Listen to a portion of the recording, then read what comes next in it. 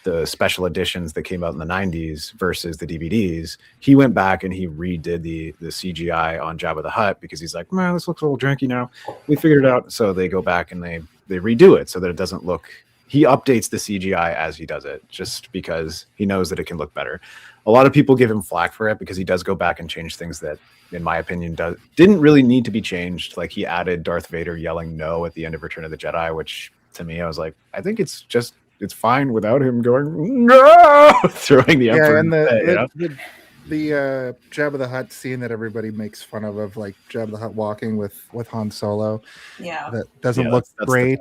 That's the one I'm referring to, is that they did update that. But it's like they also took footage from a movie that didn't have any CGI in it, or like a different type of CGI, and added an entire CGI creature into the movie after the fact, like 20 years later, which is pretty impressive and something that, was probably no easy feat to do.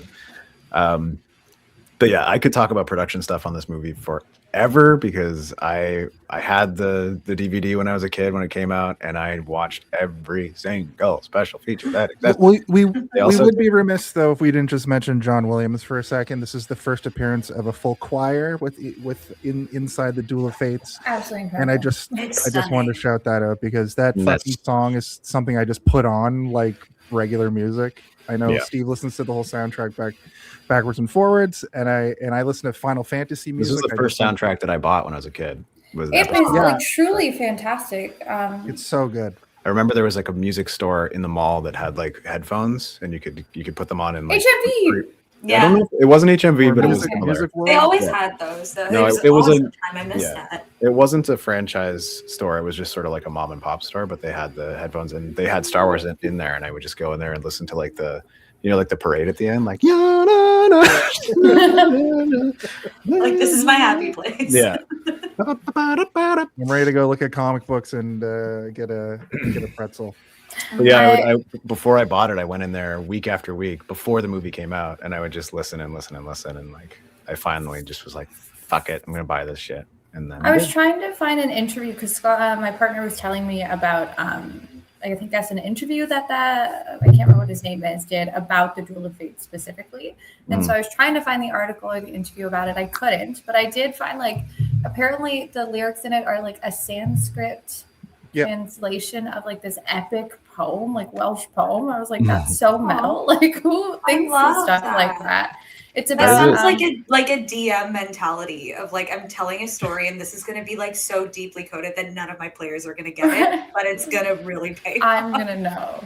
Yeah. It's also very in all of the reason why I like Star Wars over something more high sci-fi. I love the meld of fantasy and sci-fi. That's my favorite thing, and I'm a huge fan of the Final Fantasy series. And I went to the Distant Worlds Orchestra this past weekend, and watching a live full orchestra with with the full orchestra do Sephiroth's theme, like One Winged Angel.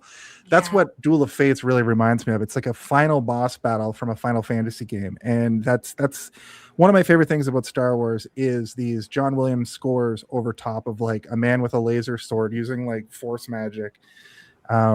Just so good. The extra layer of like just like whimsy and intensity and meaning that score gives to everything that's happening on screen is just so powerful. I find like I think we've talked about this on the podcast before, but it's like similar to when you watch a horror movie like without music and then you're like, this doesn't really work, but the moment that like creepy eerie sound comes in, everything comes to life.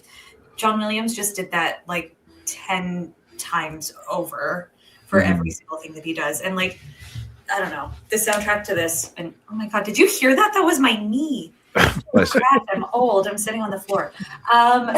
But the soundtrack to this movie specifically is absolutely gorgeous. There were times when we were watching this past weekend, and I was like, "Why is this so beautiful?"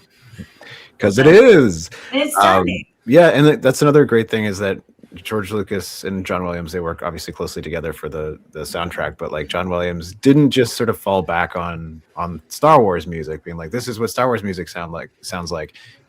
He created entire new vibes and checks and different directions for this movie that now live in my brain, and you can really see the difference, but also the impact that it has on the other stuff that he worked on around this time compared to stuff from the 70s and 80s.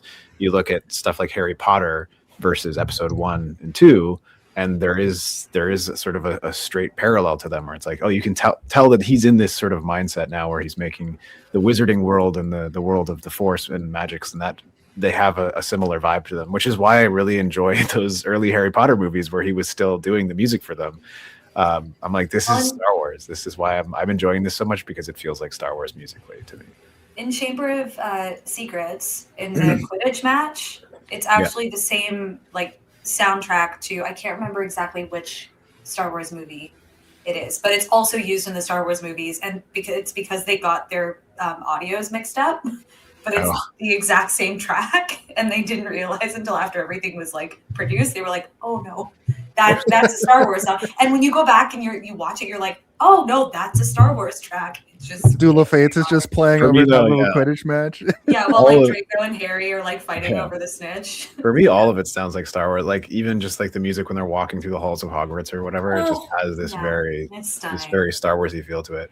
And then I thought about that a lot when I was watching this one too, as well. Like the first time it really hit me was when they're the droids are escorting the queen and her sort of royal guards through the courtyard, and like the Jedi are on that little sort of footbridge above them, and you just start to hear that sort of like sneaky John Williams music, and I'm like, okay, this is Harry Potter. This Hogwarts and Naboo exist in the same reality. Hogwarts. Hogwarts. Oh my god.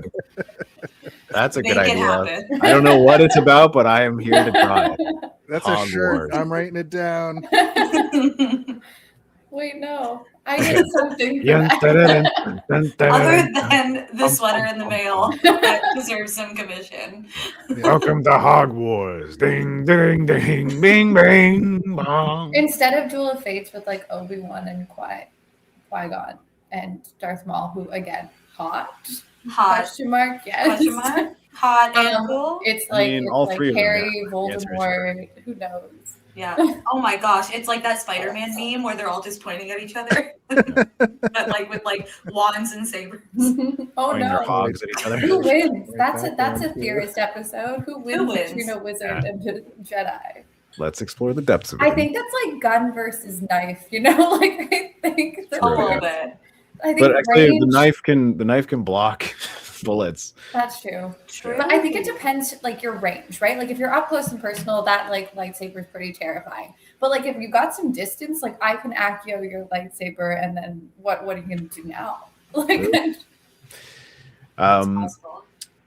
well, like I said, I could talk about production stuff forever. Like I could talk about the editor, I could talk about the cinematographer, I could talk about the producer, I could talk about all this shit. But they used to do these things on the internet through StarWars.com, where they would release these monthly docs, these like 10-minute videos, where they would just kind of give you a sneak peek of things that were happening in terms of production. I don't think they did it for episode 1, but they definitely did it for episodes 2 and 3. And this shit was like my life. I was so excited every month when like I would have like I'd look up when they're coming, when they're releasing them, what time, and I would stay up till midnight and be like, it's out, and I would just watch it and be like, okay, this is amazing, I can't wait. But it inadvertently ended up getting me so excited for things that ended up being in the movie for like 2 seconds, you know. Like you'd see all this stuff and be like, this character looks so cool, he's going to be the best, and then he would just show up and be like, 10th level, thousands of battle droids, and then he would walk away, shuffle away, you know. Like, I feel like that's kind of like cool. I think like making movies does feel like magic, right? Like we always see the finished product, but you don't really see like the months of the year, whatever amount of time work, like the work that goes into it. So I think those would give you that inside image where you'd be like, holy crap, like it's like watching like the Leica stuff of like everything they do to put together a scene, and you're like, this is incredible. Like, yes, I'm excited for 2 seconds of a scene because I know now like what went into it. The craftsmanship behind it, right? Like it is like fully building something that usually you don't get to see, you know, the process, the practice, and then the work and the final product. I don't know. I love behind the scenes stuff. Me too. All right. Do you guys want to go to the body of the episode? Body, yaddy, yaddy. Okay. Everybody back up, because here comes the body of the episode.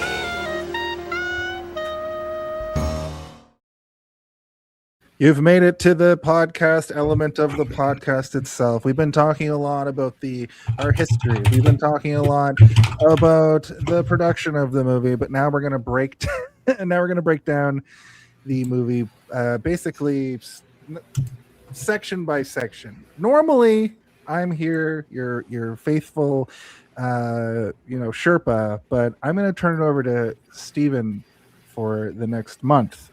And we're going to hear it from his point of view. Me? It's your turn. You're the Star Wars man. All right. Well, the way that episode 1 starts is that a long time ago in a galaxy far, far away, the Star Wars are happening. And in episode 1, The Phantom Menace, it goes a little bit something like this. Turmoil has engulfed the Galactic Republic. The taxation of trade routes to outlying star systems is in dispute. Hoping to resolve the matter with a blockade of deadly battleships, the greedy Trade Federation has stopped all shipping to the small planet of Naboo. While the Congress of the Republic endlessly debates this alarming chain of events, the Supreme Chancellor has secretly dispatched 2 Jedi Knights, the guardians of peace and justice in the galaxy, to settle the conflict. That's how the opening starts. And then we get a nice little beautiful shot of a ship as the camera pans down from the scrolling text. And there are 2 Jedi, obviously. They're cloaked. We can't see their identities. But they land inside of the ship where we see these sort of... they almost look like Greys, the aliens we're all sort of familiar with. They have very sort of questionable accents in terms of like, is this racist or not? That was one Are of the you first allowed to things do I the noticed. accent if you're like, I'm just doing a Trade Federation accent? No, I looked it up. They're called Neimoidians. Yes, Because I was like, what kind of they are called Neimoidians. And they do talk like that. I've coined this phrase over the years, and I refer to their accents as Chinapanese accents because they're not a specific Asian. It's just sort of like the idea of Asian in general. It's America's kind of racist view of what Asian. Yeah, it's like they're not doing Japanese, they're not doing Chinese, they're not doing Korean, they're not doing, they're just doing a sort of a branching, sweeping, blanketing accent that is pretty heavy, especially in this one. And then as the movies go along, they soften them slightly, where they're like, let's reel that bit in a little bit. I'll say what I say for all of these sorts of things that happen in Star Wars. They're from Space Asia. We have Adin. Maybe let's not say that. We have Adin in Skeleton Crew. That's Space Earth. We also have Bill Burr. He's from Space Boston. He's definitely from Space Boston. Yeah. But they lay it on thick here. And Watto has a unique accent as well. But his is sort of hard. It's almost like Italian. Like it's a weird. Like a lot of people were like it's Middle Eastern, but I'm like, I think that you're just imposing additional racism on top of that because there's a lot of deserts. Oh, because he's from the desert. Yeah. Because it also is not sort of like a distinct accent. It's just sort of like a vague accent. I do think that the fix in these movies, which has been done before through fan edits, is to just give them sort of like a bleep bloop voice and just be like, oh god, and then just have subtitles underneath, which is what they did in the old movies.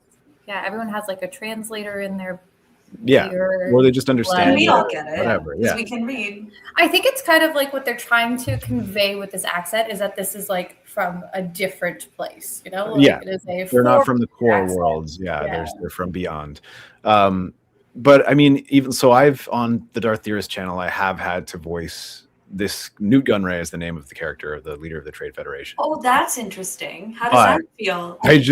I don't do the accent as hard. I do a voice that sounds like this. Oh yes, okay. Well, no, maybe, but yes. You can't understand anything that we're doing here.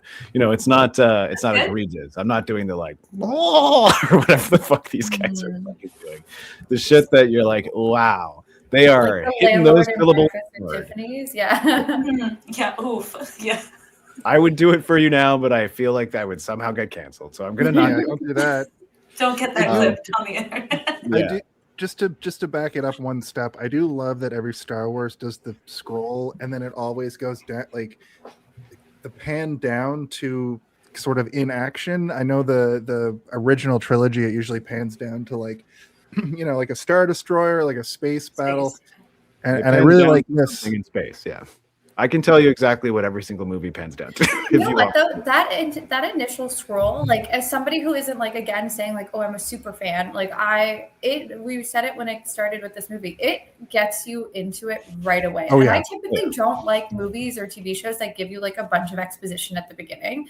But Star Wars just like it has such a nostalgia factor and just the music going and the colors, like the yellow writing, you're just like, this is the best. You can tell there are short paragraphs. There are movies that do it that like don't even really need to do it, and then there are movies that absolutely need it, but then it's not as good, right? Star Wars also like the music, the fact that it's crawling across the screen, and they're consistent. Yeah, and there's a consistency in terms of it fades into the distance. We're left with a starfield, and then we pan down to jump right into what the scrolling text just told us about. I really like it. It almost feels like when you watch like a reading of a stage play, and you usually have like the director setting up the scene or like giving kind of direction notes when you change scenes, and then the actors just dive in with their lines. I don't know. There's like something like just very alive about it. In a way that you usually don't see in film because it's just kind of being shown to you. It doesn't like feel lazy. Sometimes it can feel lazy. Like you don't want to show me it in a different way. You're just kind of like blurting it out at the beginning. Yeah. It could be worse like when intention and purpose. Yeah. When the David Lynch Dune movie came out, when you went to the theater, they handed you like a booklet of all the things you need to know for the movie to make sense, which I think is insane. And I think the new Dunes did a great job of like, they're long, but you get all the information you need. And you know, I know people love those new Dune movies, but I don't know, man. I think Dune. I find them a little dry. They're a little dry. What's happening, Steve? Yeah, they're a little dry. For the amount of time you're watching, you kind of are like, lots of sand. Yeah, I'm like, like my throat feels dry. I need a glass of water here. But I mean, I recognize they are masterfully epic crafted stories, films, epic books. Also, just so that the internet is aware, I'm aware of the fact that Star Wars is essentially ripping off Dune in ways that you can't even possibly understand. And I've said that before on the show. The reason why I don't like Dune accidentally is because it retroactively, it's where a lot of sci-fi comes from. So watching it, I'm like, I've seen this before. And I also, so the internet knows, I recognize that I'm not saying that Dune is ripping off anything. It's because I've seen it done a million times, redone in other media. The OG. Anyway, Star Wars is absolutely ripping off Dune, but we don't need to talk about it because we're all aware. That's in one of your other week episodes, not ours. Yeah, we'll talk about that another day. Can I say something really quickly about this opening moment? Yes. I wrote down my notes are not long and they're very sporadic. We were enjoying. We were having a good time. But my first note that I wrote down was the opening landing moment where we get Qui-Gon and Obi-Wan getting to the ship and they have their little intercom moment. And they're told, we love visits from ambassadors. Everything we're doing is perfectly legal. And I just says the most suspicious being ever. Yeah. Like, you don't say that. Yeah, his eyes are shifting back and forth. Like, it's perfectly legal. Okay. They start throwing tarps over stuff in the hangar. Yeah. Shutting doors with a little blaster. Pew, pew. But I mean, this ship, when it passes by, it's like they're not flexing CG at this point. They're using the classic techniques of miniatures and stuff. And it just feels so god dang good to see it. You know? And that's one thing that we can sort of tip our hats to Disney for over the years is that, you know, they do use a lot of miniatures still, and they do it because they know that people like them. It's the CGI at this point has gotten to a point where it's almost indistinguishable for certain things, and stuff like ships, inorganic material, metals, those types of things are so easy to do now that you don't necessarily have to. But we all appreciate when they make models, and we love it, and we love to see things getting blown up when it's real and tactile. But you know, the movie, as it proceeds, is the Trade Federation. Newt Gunray and his advisors have realized, oh, these people are Jedi, and they are here to force a settlement. Which they're throwing themselves under the bus as idiots, because as we all know, Jedi mind tricks only work on the weak-minded. So these guys are like, we're all a bunch of fucking idiots. They're here to force a settlement. And so they're immediately scared and decide that they're going to contact Lord Sidious, who is a shadowy figure who's definitely not Chancellor Palpatine at all. In a hood. Senator at this time. Senator Palpatine, yeah. I was going to ask about that. Like, are we supposed to, as viewers, recognize they're the same person or not? I mean, if you don't realize it, then you either But haven't seen the other that. movies, or you just are. I get We that. didn't see the They action do- figures. I know, but they do like a parallel of it with Padme, where the Padme part is obvious because her face isn't covered. It's like that's obvious, and also it's like it's obvious. But we also know once we're introduced to Senator Palpatine that his name is Senator Palpatine, also known as Emperor Palpatine. Right, I forgot. So the thing is like when I show Star Wars to my children one day, it's going to be a thing where like, do I show them the original trilogy Start and with then the prequel. A prequel. Or do I?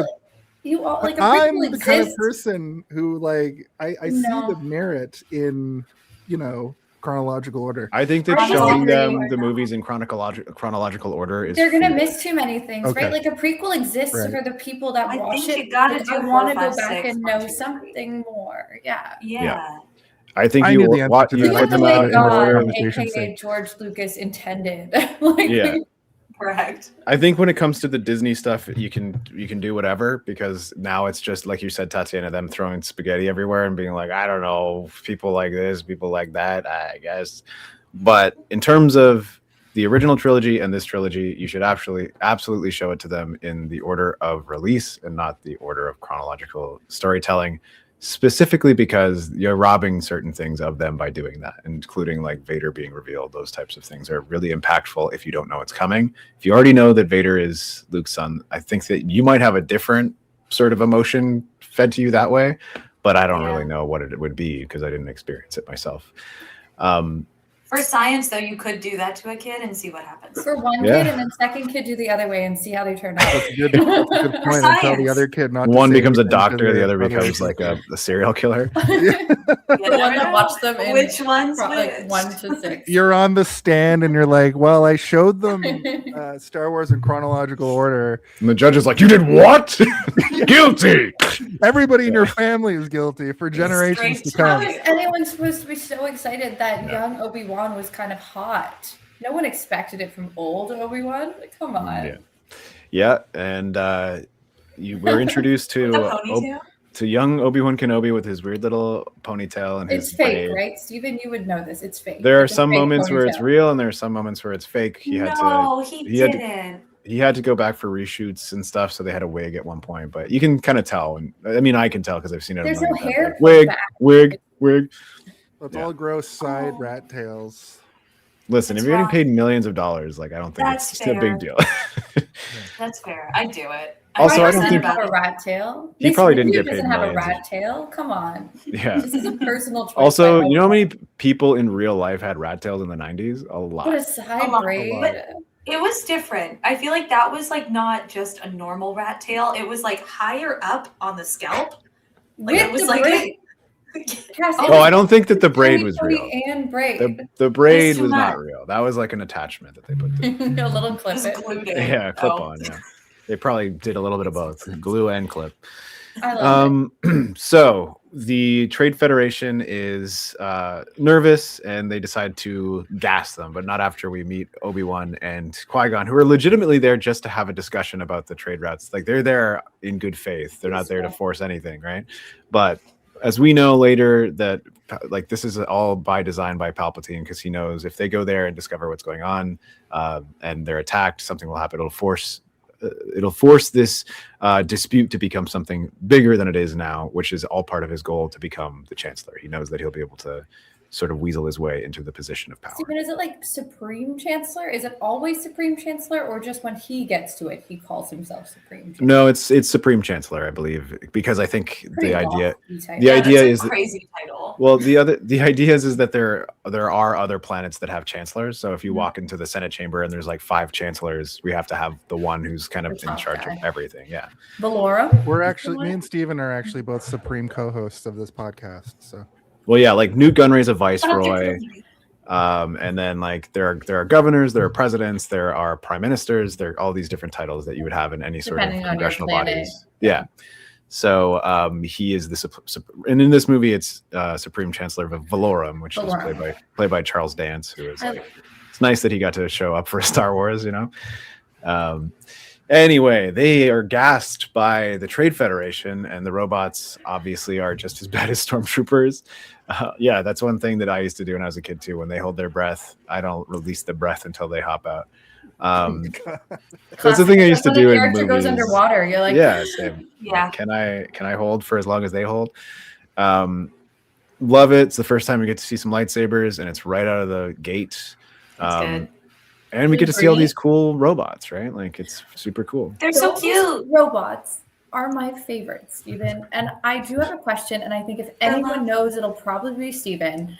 Are they sentient in any way? Are they just coded to be that funny and cool? Or are they hive mind? Because they seem like they have personalities. We talked about this the whole time we were watching. We were are they sentient? They do, but they have a certain sort of like restraint to them, right? So they are controlled by a central control ship, which is the ship that they're on.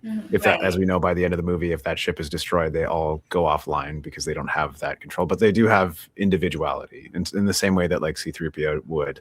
But you know how they have restraining bolts on them, so it inhibits their free will. So they're basically slaves as well. So does that mean if you took off all of their cutie like bolts, they would just be lovely little frolicking robots? And if they would try and kill everyone. They would. Well, I think that like the Trade Federation is so. They either watched 1, 2, 3 or 4, 5, 6 in random orders, and you never know. I think that the battle droids have their restraining bolts built into them, so you couldn't remove them. It's like part of what they are. But there are other more top of the line models that they would sell to other buyers that would have a restraining bolt that you put on afterwards, because whoever's in control of them has to put their restraining bolt on. The is it droidicas that do the rolling with the shields? Yeah. If anyone has played a Star Wars video game that has a droidica, they are so hard to kill and so frustrating. Yep. It's true. They're fast. They can run you over, and then they have a shield when they pop out. So they escape from the gas chamber, and they end up going to the bridge where they're trying to cut through the door with a lightsaber, which is super cool looking. Did you notice that when he cuts through the door and the second door closes over top of it, like it almost feels like he got stuck? We found a limit to like the lightsaber for a second. Like the panic on his face, like kind of it felt like the sword got stuck a little bit, and I was like, I've never seen that in any Star Wars media where it's a cool choice. Because it's supposed to just cut through everything, and that first door had no problem with, but that bulkhead door that closes over top of it almost like made the lightsaber stuck. I thought that was cool. Yeah, it's like he's going through slowly because obviously it has to cut through everything. But then once everything closes, I assume that the thickness is like he can't cut as quickly. So I don't know if it's stuck so much as that he can't push it forward anymore, which is why he pulls it out and then puts it back in. And he's like, I'm just gonna melt the whole fucking door. It's like all the pieces are falling off. It's like you rolled like your D20 and then you got like a 15 and you're like, oh, that's not enough to do it. You're like, okay, I'll try again. Let me try again then. And the DM's like, this is me telling you to move on. It's like, no, I'm going to try again anyway. And you're like, all right, roll again. It worked. Yeah. And then we get to see Jedi super speed, which is so cool. And they don't really use it again ever in like any Star Wars, but the droids show up and they roll out with their shields and they realize like, we can't do this. This is too intense. They're shooting too quickly and we'll get overwhelmed. So they sprint down the hallway at lightning speed.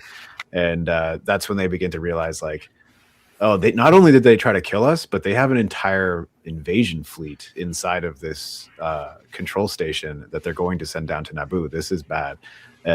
But they also, obviously their ship that they used to get there gets blown up. I always feel bad for these two pilots because like the one guy's like, Captain, look, and then the other lady's like, shields up, and then they get blown up. I'm like, if he just said shields up, they might have gotten out of there alive. Yeah. But no. Also, one of the best explosions in all of Star Wars is that cockpit getting blown up. It's like every time I see it, it's so fucking satisfying. You can tell it's like it must be like a 3/5 model or something. It was probably humongous. but it looks outstanding. This movie has another one that's really cool, and it's at the end when they blow up the like Trade Federation like space station. Like all of the Trade Federation guys are standing there, and it just like the whole room like ignites, and it looked like they just put miniature effects, like visual affected over like the scene. Yeah, which I think this movie does a couple times. It's good stuff. I do wonder sometimes about, so the planet these guys are from is called Cato Nemoidia, and like I guarantee you George took it to heart when they were like this is maybe racist, George, and he's like, I didn't think it was that racist, and he's like, well, the fact that you had to say that racist means it at least you know it's a little bit racist. But he does maintain the character of Newt Gunray throughout the trilogy, right? Like Newt Gunray survives until the end of Revenge of the Sith, where he's then murdered by Anakin Skywalker. And I often wonder, like, I wonder if we were meant to go to Cato Nemoidia and have a lot more of this Newt Gunray stuff, but it got kind of reeled in a bit because George was like, well, everybody thinks he's a racist caricature, so maybe we'll just get rid of him. But he could have just got rid of him completely, I think. But I don't know. There's always the what ifs. Let's explore the depths of it in the video. Let's explore the depths in the video. What if Newt Gunray wasn't a racist caricature? Let's explore the depths of it in the video. So they end up hiding on the invasion fleet in separate ships because they're smart, because it's like if one of us gets captured, then at least the other one could potentially survive. And we see the invasion fleet landing in the outskirts of the forests of Naboo that are somewhere close to Theed, which is the main city that Queen Amidala takes residency in. But then we're also introduced to not Newt Gunray, Jar Jar Binks, and we realize pretty quickly, like, oh, colonialism exists in Star Wars as well, because clearly the Gungans are the indigenous people of Naboo and the human beings who have like completely giving taken Avatar. over. Yeah, I was gonna say it's giving Avatar, especially this opening scene when it's giving North America. What are we? Okay, well, you're true. right. It's all based off of each other, you know. Alien monsters running while a giant like tank rolls through and cuts down the forest. Really reminds me of Avatar. Yeah, we didn't have the giant deforestation. tanks in the I was like, oh, it is the 1700s. bad guys. Yeah. It's rough. but this Qui-Gon and Obi-Wan and Jar Jar all meet up. Jar Jar immediately pushes himself upon the two of them by saying, like, no, I owe you a life debt because you saved me, so now I have to be your servant with me. And Qui-Gon's like, okay, let's go where you're going. He's like, I'll take you to Gunga City. It's where I grew up, but also I've been banished technically. So they're like, what? For what? And he's like, because I'm clumsy. And then he immediately trips on like a pile of dog shit or whatever. And you're like, okay, he is. But then he does like a giving like donkey in like Shrek. Yeah. It's the same. He also like he kind of looks like a donkey a little bit, like the shape of his head. He's like they remind me of frogs and snails mixed together. Like they have eye stalks and stuff. And like his tongue to like go out and get food too. Yeah. But then he's got these big sort of ears that are sort of like rabbit. Yeah, they're like frog. rabbit ears. But then all of them are wearing like these cool vests and these 70s style pants. Yeah. Well, that's I think like a direct influence of like this is what the style of Star Wars was in the 1970s. Exactly. Yeah. It's so, super groovy. I loved it. And everything has sort of an interesting vibe to it that leans in that direction, especially when it comes to like humans. But then we also get introduced to Queen Amidala, who's got this sort of strange, like almost geisha influence, where she's like got a different hairstyle, headdress, giant dress, face paint. Every time you see her, it's different. Voice. Yeah, they deepen her voice. I think it's artificially deepened. It is. I I looked this up actually. They do artificially deepen it because it does have like a tinny note to it almost. Yeah, it does sound like it's almost through a like some sort of microphone. Yeah, and she has a strange kind of accent where it's like, I will not discuss this as a committee. I will not use an interaction that will lead us to war. It's almost I didn't realize she really like deadens her voice in a way. It's very cool. It's like it is cool, yeah. I move for a vote of no confidence. Like, yeah, that's good. Yeah, we should say get you to be on the show. Yeah. I didn't realize that only Queen Amidala in the face paint version of her. Yeah, I could be 16. Yeah. I didn't realize that it was Keira Knightley until literally this week. They look the same. It is absolutely Isn't it crazy? creepy. Yeah. It's crazy. Yeah. You can tell they're different, but it's one of those things where you're like, am I crazy? Because she's also wearing the face makeup when Keira Knightley's pretending to be Queen Amidala. Yeah. But like, I don't know. You feel like you're gaslighting yourself. Well, this is also another bodyguard, and I'm like, that is a 14-year-old girl. You're saying, hey, take the bullet for me. Like, I also like, I didn't really question it that much when I was a kid, but there wasn't the non-question. It was just sort of like I didn't care. But in what world is the governance of your planet dictated by a 14-year-old girl, and that is their entire structure in terms of voted policy? in. It's a I know, but We're a democracy. They are, queen, but they're. I think maybe it's just like an evolved society where they're like, no, we need to ensure that like the teenagers of this planet are the ones in charge because they're the ones that want to ensure that they're building for their entirety of their life. To be fair, That's I'm fair. here for that. Do you know what's wild though? This movie came out pre 9/11, but Saddam Hussein was very much a figure. Saddam Hussein famously used people that looked like him in this same manner, and then 9/11 happens 2 years later. I thought that was crazy that they. Wait, are you tying all of this into 9/11? Into 9/11 Because there's too much This connection. movie's an allegory for 9/11 that didn't happen. And all the things, so But decoys have been a thing since medieval times. This is a thing that has always That's existed. fair. That's fair. But But you know, I had to Hussein look was up. clear and present danger at the time. I had to Right. look up how old Natalie Portman was in this because I'm like, she looks so young. It'd be funny if there was a version of her makeup where she had a big Saddam Hussein mustache. Like, I will not lead to a decision that will lead us to war. You have to help us. Yeah, please. I was very surprised, and I think like watching it again as like an adult, like a full adult, even like past my 20s, where maybe you could be like, "Hey, I like dating older men."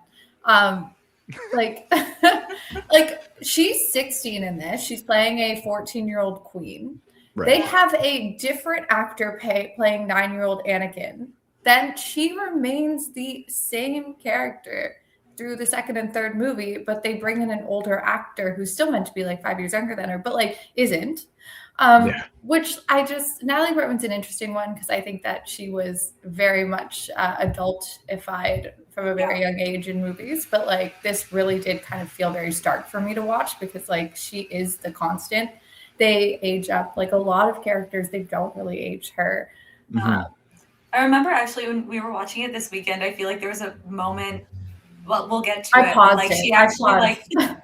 like both me and Tatiana just kind of like had this like in breath and then looked at each other, being like, "This is bad, right? Like this girl should not have been put through." Okay, we're watching the movie. I think though one thing that I did like I can appreciate is like George Lucas, like he doesn't try to Like sexualize her in any way in this movie. In fact, he goes in the for me, but it is, but he goes in the other direction so much so that like he piles her in like blankets and blankets worth of clothing, right? Like it's like he's like, I'm gonna make sure that you're not, you know. But then in the next movie, she's got her fucking tits out hard in one scene where you're like, Jesus Christ, George, what are you doing? Now she's considered a woman, not a kid, right? Like even though there aren't that many years in between the two movies, like there is like a shift in how you're supposed to see her, which is like, hey, kid queen to now like adult, able to be like potentially the mother and like Absolutely, yeah. And even when she is like in the second movie, she has like when she's wearing her professional garb, it's not sort of like sexy, right? It's like she looks like she's wearing whatever would be the equivalency of like a professional outfit for a senator in this world. She's a badass at 14, right? Like Queen Amidala, kind of a badass. She's just there. She's absolutely. Like, It did feel a little. It did feel very Star Warsian to me to have. Star Warsian. I'm coining it now to have Anakin sort of like them be like friends who when he's old enough they start falling in love. Like, well, also it's a thing where a little bit like Luke and like, do you Leia. want to see my cool pod racer girl? Like Yeah. he was pulling up flirt tactics at 9 years old. But then you also have to remember that in episode 2, it's not like they've been seeing each other for the last 10 years. They haven't seen each other the entire time since the end of this movie to the beginning of the next one, which is like, it's always kind of like, oh, that's weird. You didn't 'cause, watch like, him grow up, right? Yeah, Like, it's kind of like a. it's like But you you knew do know him. Natalie You Portman. knew him for a weekend when he saved your planet, and then now he's back as like a full-grown, and as a different Jedi person. Knight. Yeah, Like or he's a different Padawan. actor. Literally, yeah. He's It's literally like a different person. Yeah. If you had, if they had done it where like, not to like trash on like Natalie Portman, I hope that she gets all the work. Like she's great. But if they had done it both ways and like had two different actors for For both of them, stages, yeah. like that would have felt less weird. But because they I can didn't, agree it's with like that. I think. me, I don't like that. I Hmm. don't know. To change one and not the That's other different. made it a little bit kind of like you noticed Yeah. it, I think, is like what happened. And whether good or bad, whatever, it was noticeable. Yeah, I mean, I think the main argument though is that like, yes, like a 14-year-old versus a 22 or however old she, or 24, I guess it's 10 years later, I believe, versus like the amount of changing you're going to do physically versus like a 9-year-old to a 20-year-old is Yeah, like for it is sure. pretty drastically different. I get that. Also, they couldn't cast Jake Lloyd Especially again. for girls and boys. Yeah, Right? Like they also girls couldn't kind of- cast Jake Lloyd again because for 3 reasons: one, he went crazy; two, he's not Yeah. old enough; and Wait, 3, I don't he's know not the that great of an drama. actor. Jake yeah. Lloyd, Oh my gosh. Movie fucked him up this a movie lot. did Oh, so much damage to no. him that Yeah, he was quit bullied a lot. acting completely and didn't like, even a job. reemerge into like going to conventions and stuff until about 10 years ago. Until Damn. he's kind of I like didn't know that. the real life Star Wars kid from the meme. Crazy. Where he, I don't know if I would make that analogy, but he I'm did. making a joke, He was. but it's He a was kid. the kid. brutally bullied and stuff specifically for this movie, and like That's so unfair. By- he by just both- said yippee yeah. a bunch and it was delightful. I don't know I know, what people's but- problems are. how Star Wars fans are, right? So like he was bullied by fully grown adult men and his like schoolyard chums throughout his life. Aw, And I In think he like retrospect, kiddo. his performance as Anakin, I thought Jake Lloyd as a precocious like genius did a fantastic job. He's funny. He's a good actor. You disagree with that? Like The That's Padres awesome. were so funny. Like things would happen and there'd be nothing, no reaction. I think that happening. he's fine in certain movies, but I think in this movie he felt like he was in like a blockbuster commercial or something. Like he feels like a commercial actor, which is like, listen, I don't like to shit on child performances because they are children and they don't know the craft yet because they've only been doing it for 3 years because they're only 7 years old. Also, Right, it so- depends on the direction. But they're also the only children that are allowed to have jobs. Like we don't allow Yes, children to have jobs in any But other industry. that being The coal said, mine kids. that being said, if you even look at sort of like the during some of the special features, they show a bunch of the other kids that were auditioning for Anakin, and even within like the kids that they had selected for that like 5 remainders, there were other kids that were like, I'm like, that kid is doing a great job here. And then you see Drake Lloyd's and it's like, he's not even doing a great job in his audition tape. And I do think it was experience versus recognizability versus just like, this kid is fine. And like, Or he just had the look. yeah, Or, he's like, he's a that's cutie what I patootie, he's a little cute little kid. So it's like, yeah, whatever. But for me, a lot of his acting it feels like commercial, like TV commercial acting, right? Like it doesn't feel like a movie. I get that. But again, it's He's a kid. fine. I just think that I don't love it. I think out of all the performances, it's the weakest. But And I to be fair, he's also like not the biggest part of this movie. Like, yes, he's No. like we're meant to foreshadow what he's supposed to be, but like Right. there's so that's also many a other weird thing about this bigger. movie, where it's like this movie feels more like a TV show than a movie because there isn't really like a main protagonist No. throughout That's the what I've entire been saying. Like it's like Qui-Gon Jinn and Obi-Wan are both kind of the main character, and I feel like in Qui-Gon is retros- number one. But that's I agree. Well, like, And is he though? Like, Also- in retrospect, after seeing all 3 of the movies that comprise this trilogy, it's kind of like the Obi-Wan origin story movie. He's also the series. most consistent, and he stays through to the next bit. So yeah. yeah. And throughout, even like episode 2 and 3, because it is such an ensemble-y story where everything is broken up, it still feels the same way. But Obi-Wan and Anakin do become the focus in the next 2, right? Where it's like, this is what Obi-Wan's doing and this is what Anakin's doing. And rarely do we kind of stray from that. Whereas in this movie, it's like, yes, Qui-Gon is sort of in the majority of the movie, but there's so many things going on that now it's like, let's focus on Anakin now that he's here. But Anakin doesn't show up for like 45 minutes, like Who's the main character? I don't know. I think it's really interesting, and I'm very excited to watch 2 and 3 again. And I know you guys are doing those as well, so I'm not going to harp on it in a crazy way. But I think getting to see Qui-Gon and Anakin or Obi-Wan's relationship in this is very cool because you see that kind of like Jedi Master Padawan. Is he a Padawan? He's something. He is. He gets knighted. Yes. He gets raised to status of knight at the end of the movie. Because it feels weird to talk about it because I'm like, I feel like I'm spoiling. No, this movie came out in 1999. But so when Obi-Wan dies, like, the movie came out when I was a literal child. I looked like Jake Lloyd when this movie came out. I truly, every time I go to say something that happened at the end of this, I feel like I have to stop myself. I'm like, no, this is fine. Everyone knows what happened.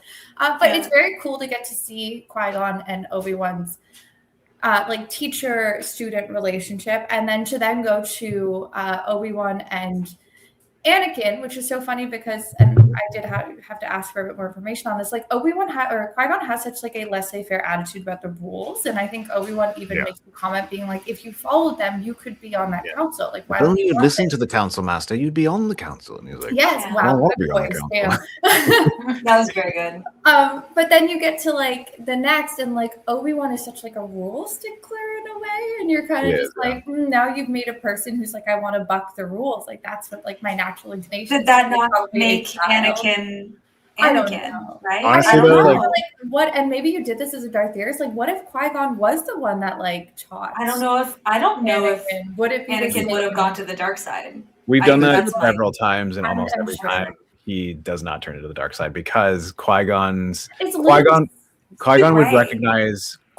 recognize what's going on, right? And one of the issues with Obi-Wan is that he isn't present enough as a master, and he's not willing to bend the rules in order to make the lessons that he's teaching Anakin work for him, right? So he's like, well, this is how it's always been done, and this is how I'm going to do it. This is how I was taught, and this is what the council expects of us. But then he goes to Anakin, and Anakin's like, I don't like those rules though, master. I want to do other stuff. And it's like, okay, well, no, Obi-Wan, you gotta change the teaching plan if it's not working. Marry the squirrel and have babies with it. Like, they did a bit of a parallel of this in The Acolyte, where it was the thing where like the Jedi finds their apprentice, and everybody's like, you can't have that apprentice. She's a witch, and also she has a twin sister who is. They always say that. An assassin. Yeah. Burn the witch. Yeah. Don't judge me from my family. Don't judge me from my power. But Yoda's literally like, so close dude, to my crystals behind me. You can't do that. It's master and Padawan. What are you talking about? A third? It's 2. It's not 3. It's 2. And Qui-Gon is like, listen, this guy is born from the Force. He's Jesus. He's an immaculate. He literally is Jesus. Yeah. He is space Jesus. I have a theory that he was actually just like found on the street by that woman, and she just is like too awkward to say like she didn't birth the kid. She's just like, immaculate birth. He was a gift from the Force. Yeah, I just I found him in my. He disappeared. You're like, you kidnapped a child. Yeah. I guarantee you. That's my theory. I mean, a lot of people like to make that sort of like, what if she just got drunk one night and was like, I know there was no father, not even a little bit. And it's like, are you sure it's me? It's me. Anakin's mom just didn't want to admit that she fell in love with the stained glass window man. That's good. It's an allegory. Good what George Lucas was going through. Yeah. I feel like we skipped it in the body, but I do just want to comment on the absolutely incredible slave owner. And I did say that sentence. What a funny little guy. We haven't even gotten to Watto yet. Even I genuinely was so hopeful that you would do his voice just out of the blue. That's how he sounds to me. We'll be right back. Yeah. No slave is no pot is worth 2 slaves, not by a long shot. When he's like, we did talk about. He's like a dirty car salesman, like just like what you think of like a kind of like icky, greasy kind of like. Yeah. Where he's flopping around and he's like, hey, what can I get for you? And they're like, well, we need this specific thing. He's like, come to the back. And he's like just poking around the junkyard, showing him all the bits and pieces. The scrap. And like I mean, we're not even there yet in the story, but sorry, I thought that we did get there. I did go for a pee. No, we where we are going into the water. Oh, wait, did we talk about R2D2's family getting killed? We haven't even gotten to Gungan City yet, guys. This That's is what we crazy. thought. Okay, Gungan I'm sorry, City. Steven, go back. Okay. Yeah. This movie's So- really My good. bad. It is good, We're yeah. just- So we're just having fun. in the forest, they take Jar Jar takes them as the guide. He's like, I'll take you to Gunga City and I'll introduce you to my friends and family or whatever. I don't think he has family, but he doesn't really have friends No either. friends. Everybody kind of hates him. Poor guy. And this is one of the He's coolest clumsy. moments all of the Star Wars movies, is that it's revealed to us that there is, in the swamps of Naboo, a crazy underwater city. And I assume just like series after series of like underground tunnels that you have to swim through, because the lake that they jump into is quite small. And then all of a sudden they're like this massive underwater city. And it is a very cool city. It's like, it's got this really cool amber glow to it. It's all these big bubbles that make up the city itself, which, they seem to be amphibious, right? Like, I assume that either they can hold their breath for extremely long periods of time, or they don't require air to breathe, or they can breathe both. I'm not sure how it works, but they get their oxygen maybe from water and from the actual air itself. But yeah, they go into Gunga City and they're immediately arrested by Captain Tapas, who is the guy who's like, "Oh God, Jar Jar, what are you doing here?" It's like, "Hello, Captain Tapas. I'm back." And he's like, "No, Jar Jar, you're going to the bosses this time." And he takes them to Boss Nass. Man. One of the funniest characters, played by Brian Blessed, by the way. I don't know if you guys knew that. Steven, Brian. I have a question. Yes. With your Star Wars knowledge, is there a reason why the kind of king guy of this space is green and the rest of them are not? His name is Boss Nass. Sick. Played by Brian Blessed. Do you guys know who Brian Blessed is? He's like anything else he's in, because I don't know Yeah. names. he's a Good British at faces. comedian. He's a British I'm looking at comedian. his thing now, and I don't really recognize him from anything. Well, he was like a sort of like a British entertainer. So he wasn't really in like a ton of movies that we would be familiar with, but he was like sort of, like Jimmy Carr or something now, like, like sort of the equivalent.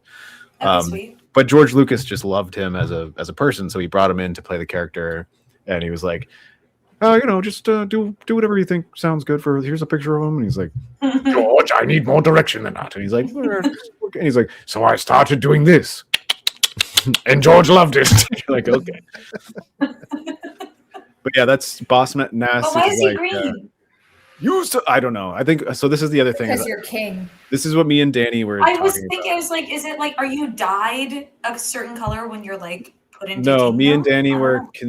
Danny were speculating our theories, if you will, and we were like, maybe he's like a queen, and it's almost like an insect colony where like he gives birth to a bunch of eggs, or maybe it's like the opposite, where like in the way that frogs work, right, is like a female will lay like a big sort of cloud of eggs, and then a male will come by and just fertilize a whole shitload of eggs at once in this big swath. And I'm like, I was also thinking of physically different, Gungan City is its own like planet, if you will, where there are multiple races that they're all sort of amphibian, but I was like, why isn't Jar Jar and Boss Nass the same like species? Well, even like his eyes, They have different builds and like everything. Even his eye, like all the Gungans have stock eyes, and then Boss Nass has set eyes, like inside his skull.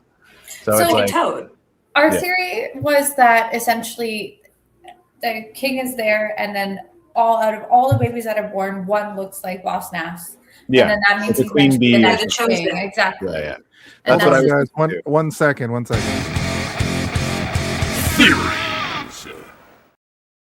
There probably is an actual answer that I just wasn't prepared enough for, but like, yeah. I'm glad that we all wonder, because I was sitting there being like, why are you different? Hello, Boss Nass, Your Highness. And I did look at all the other Gungans when we were doing the big fight, and none of them looked like that. Everybody sort of looked like Jar Jar. There can be only one. He ate all the other ones. That's it. You become king, queen. Me's gonna eat the rest of the Gungan kings. Me's the boss of the Gungan kings. Instead of like Queen Bee, you How become the Boss rude. Nass. How woo. And that's it. How rude. You are going through the planet core. Stephen, how much did you buy your parents by using that exact voice as a child? You should have heard me and Danny family watching dinner. this movie. I would like every time that something was happening, it was just me talking and then doing accurate impressions for every character. Let me just say, wink, wink. In the privacy of my own home, I may do a pretty good Newt Gunray impression. Steve, I think this might be how you like honed in on your voice acting skills. It's just purely doing all the different accents and voices from Star Wars. It's Just true. acting out And Star Wars in your bedroom as a kid. well, The it's whole one-man also show. like I would play with the action figures, and I'd be like, We are gonna take care of this one together. or whatever. I love And like, that. yeah, it's fun, but also it's so cartoony that you have to like push. Don't let them fool you. Real voice. But yeah, you have to like it is so cartoony that you push yourself into directions and depths that you're not used to. Drop the ego and just do the full voice. Yeah, you know? try just don't get embarrassed. And also like there's a lot of gratification throughout my life being able to do good impressions of stuff and people finding it extremely entertaining. Because like when you hear somebody doing a bad impression, it can be the cringiest thing you'll ever experience, and you'll be like, can you please stop that? But when someone does it good, you're like, more do it more for me, please. So which is how I feel when just so the audience is aware, I play D&D with Cass and Tatiana fairly often, and a lot of my whole existence is just doing voices and then making fun of our DM by mimicking the voices that he's doing. And it's entertainment for everyone, He loves it. I know he does. I wouldn't do it to him if I knew it hurt his feelings. I'm pretty sure he likes when I do it. You missed a good voice, Stephen. I haven't had a lot of disappointments in my life recently, but one of my most disappointed was sitting in a bar with all my friends who I haven't seen in years, and then also being like, I'm missing the courtroom intrigue right now. Sorry, Jason, you're out of the loop, but we had a really good D&D session. Hey, it was like a Law and Order episode or whatever. Yeah. Maybe Boat Door will show up in a completely different D&D style one day. I don't think Boat Door would immediately die in this world. I can't breathe the air in this room. He's too soft for dragon blood and for abyssal. Yeah. He wouldn't survive a second. It goes Gotta be hard. bad to do good. That is actually, I think, the tagline of this entire campaign. So in Gunga City, they are taken before a council of Gungans, and Boss Nass basically is like, you're going to be executed, but you guys are free to go.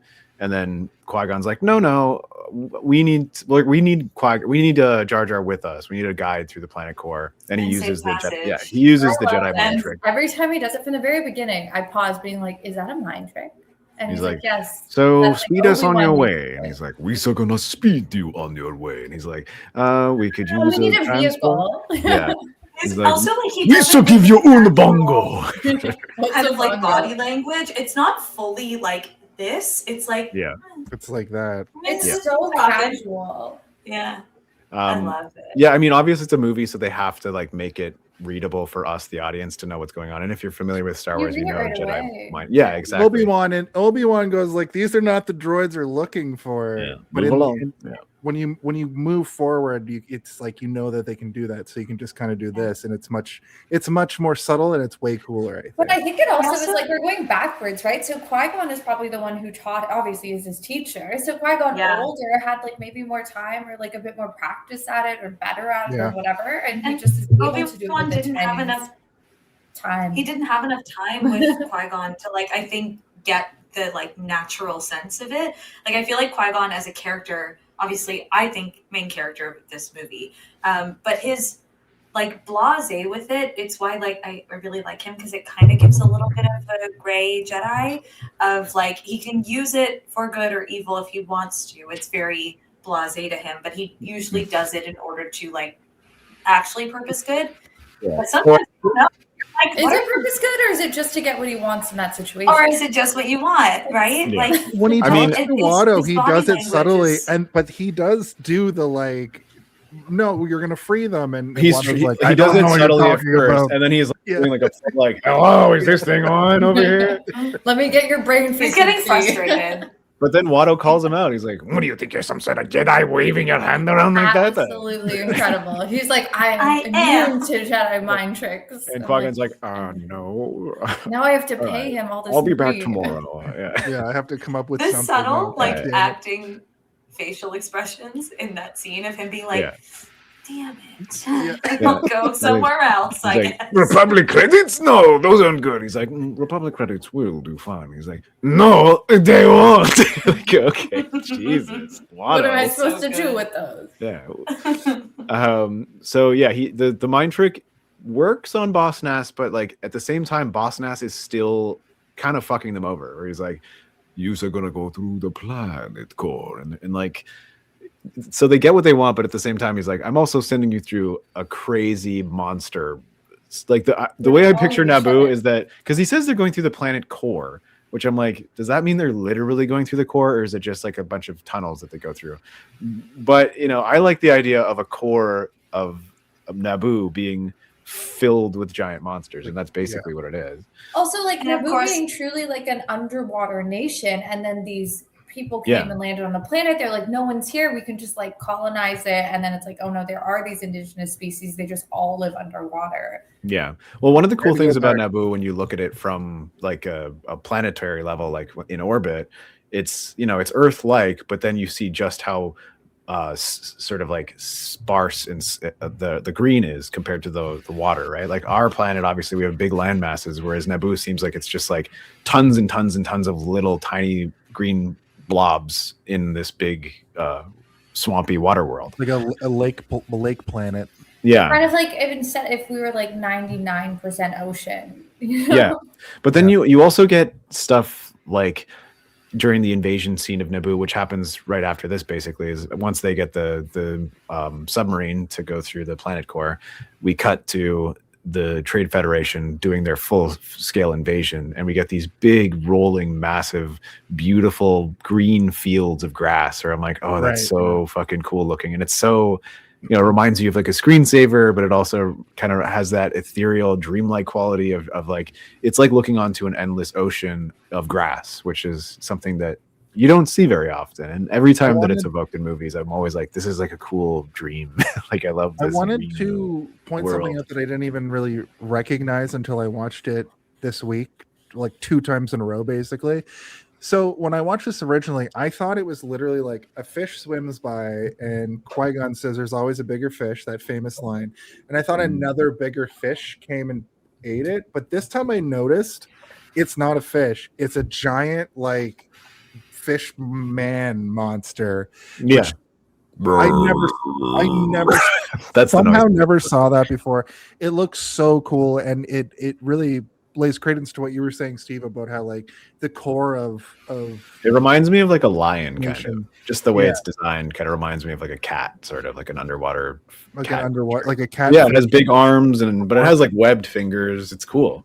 But it's absolutely massive. It's like the size of a crate dragon, if you're familiar with other Star Wars monsters.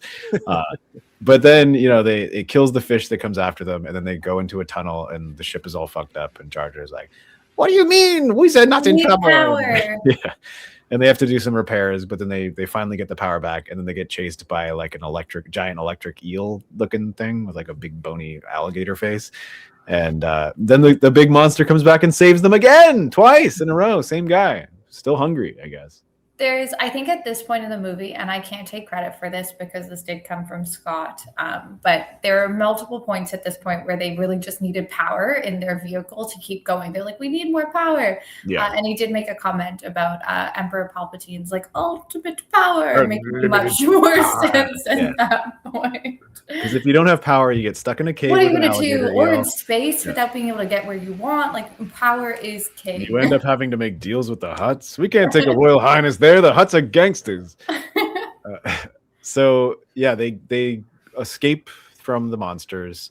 They arrive in Theed, the city of Theed, which beautiful city, by the way. It's one of my favorite Star Wars locations in all of the movies. It's just got this intense sort of like Spanish Italian architecture that they took to the next level, because they based a lot of these are real locations that they filmed in, and then they took the architecture of the surrounding locations that they were shooting in, and then they took that and took it to a Star Wars level, right? So they're like, okay, well, the pillars and the banisters and everything that we're filming inside of this palace here, we're going to take all of that and make it into like what would a Star Wars city look like with this as its base. That's the Final Fantasy of it all for me, because knowing that they're based off real places, like Final Fantasy does that, especially in the later games where you can have a whole city, not just like 8-bit.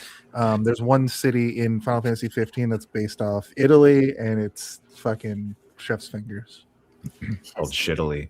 Wait, So do you know what Thede's based off of? Because I also thought it was a really like cool. yeah, so they filmed in Italy and Spain, like Okay. Spanish lakes and stuff, and like they took the actual architecture of the locations that they were filming in, and they used it to build models and sets and all sorts of stuff with that as inspiration. Like you can go to, I think it's Italy, and go to the areas that are shot in episode 1, 2, and I think a little bit of 3 has some Theed as well. But then you get the lakeside waterfall palace or whatever, right? And all those that's an actual model that they filmed and shot. And like one thing that sticks into my mind is all those tiny little waterfalls are just like salt reservoirs that they open up, and so that's just salt falling. And I'm like, that's so fucking cool. And it one of my friends, Mike Smith, fan of the show. Hey, Mike, how are you? I know you're watching this right now, you sick pervert. He is. He's a pervert. He's watching. But he makes miniatures and stuff, and I know that he's super into that kind of thing. And like, if you haven't seen that stuff, Mike, watch it, Mike. Watch the making of episode 1 and all the crazy models in the Powder Ricer scene when there's all the stands full of people, like those are Q-tips painted different colors and like moving slightly to make it look like a rippling crowd. It's pretty cool. Anyway, so they get to Theed, and the queen has been accosted by Newt Gunray and his forces, and they're being put into camps, and they're being segregated from one another based on location and job position and stuff like that. So there's a bunch of pilots in the hangar that are cordoned off. And obviously Obi-Wan and Qui-Gon are like, well, we have to find the queen. Let's go. And they find them, save them, rescue them. We have some back and forth exposition about like, well, we can't. The queen has to remain here with her people, or whatever. That guy with like the bath bubble beard. That's what I call it. It looks like the one you put on with the bubble. Yeah, Yes, yeah. It okay, looks like he yes, dipped absolutely. his face into like, and he's like, oh, what do you mean? Like, we communicate. We've negotiation. We've lost all communication. And where are the chancellor's ambassadors? What's going on? That's another guy that exists through all the movies that you forget about until he shows up to be like, you must contact me. Is he the same one throughout the movie that's sending that message, being like, all our people are dying. You must return. Okay. Yeah, you can tell because of his bubble beard. His bubble beard. Yeah. Also, I think his name is like Bubble beard. Ambassador. No, it's like something like Ambassador Bibble or something. Like it is something crazy where I'm like, it's so close to bubble. He was in a bubble bath. Like I'm pretty sure George Lucas was like, looks like your beard is a bubble beard, so we're gonna call you Bibble. Hugh Meyer Rudolph He's kind of Kermit the Frog in a very lovely way. We should call you Bubble. so close. Hi ho. George Lucas here. I'm pretty sure that's George Lucas's laugh. Like, anyway, they get them to the hangar. They get to Queen Amidala's fucking cool ship. One of the coolest ships in all of Star Wars. And is that the silver one? The silver, the chrome ship, platinum ship. It looks so dope. They free them. They get out. They get all the pilots they need. Rick Olay, that's the name of the main pilot. The guy who's like, all right, let's get out of here. Like another character that you're like, this guy's cool. Like, why the fuck isn't he in all the movies? Like, shouldn't he have gotten promoted for getting the queen safely to Coruscant? Maybe I was actually I honed in hard on Captain Panaka on this because I kind of forgot about him, but then I noticed that he he plays kind of he reminds me of Poe a little bit from the new trilogy, like not super focused in on, but he's like kind of a cool guy, He is he's intense, but he's also like he knows what needs to be done. And he also knows what needs to not be done. Like when they're like, we're going to Tatooine, it's controlled by the Hutts, and he's like, the Hutts? What the are you insane?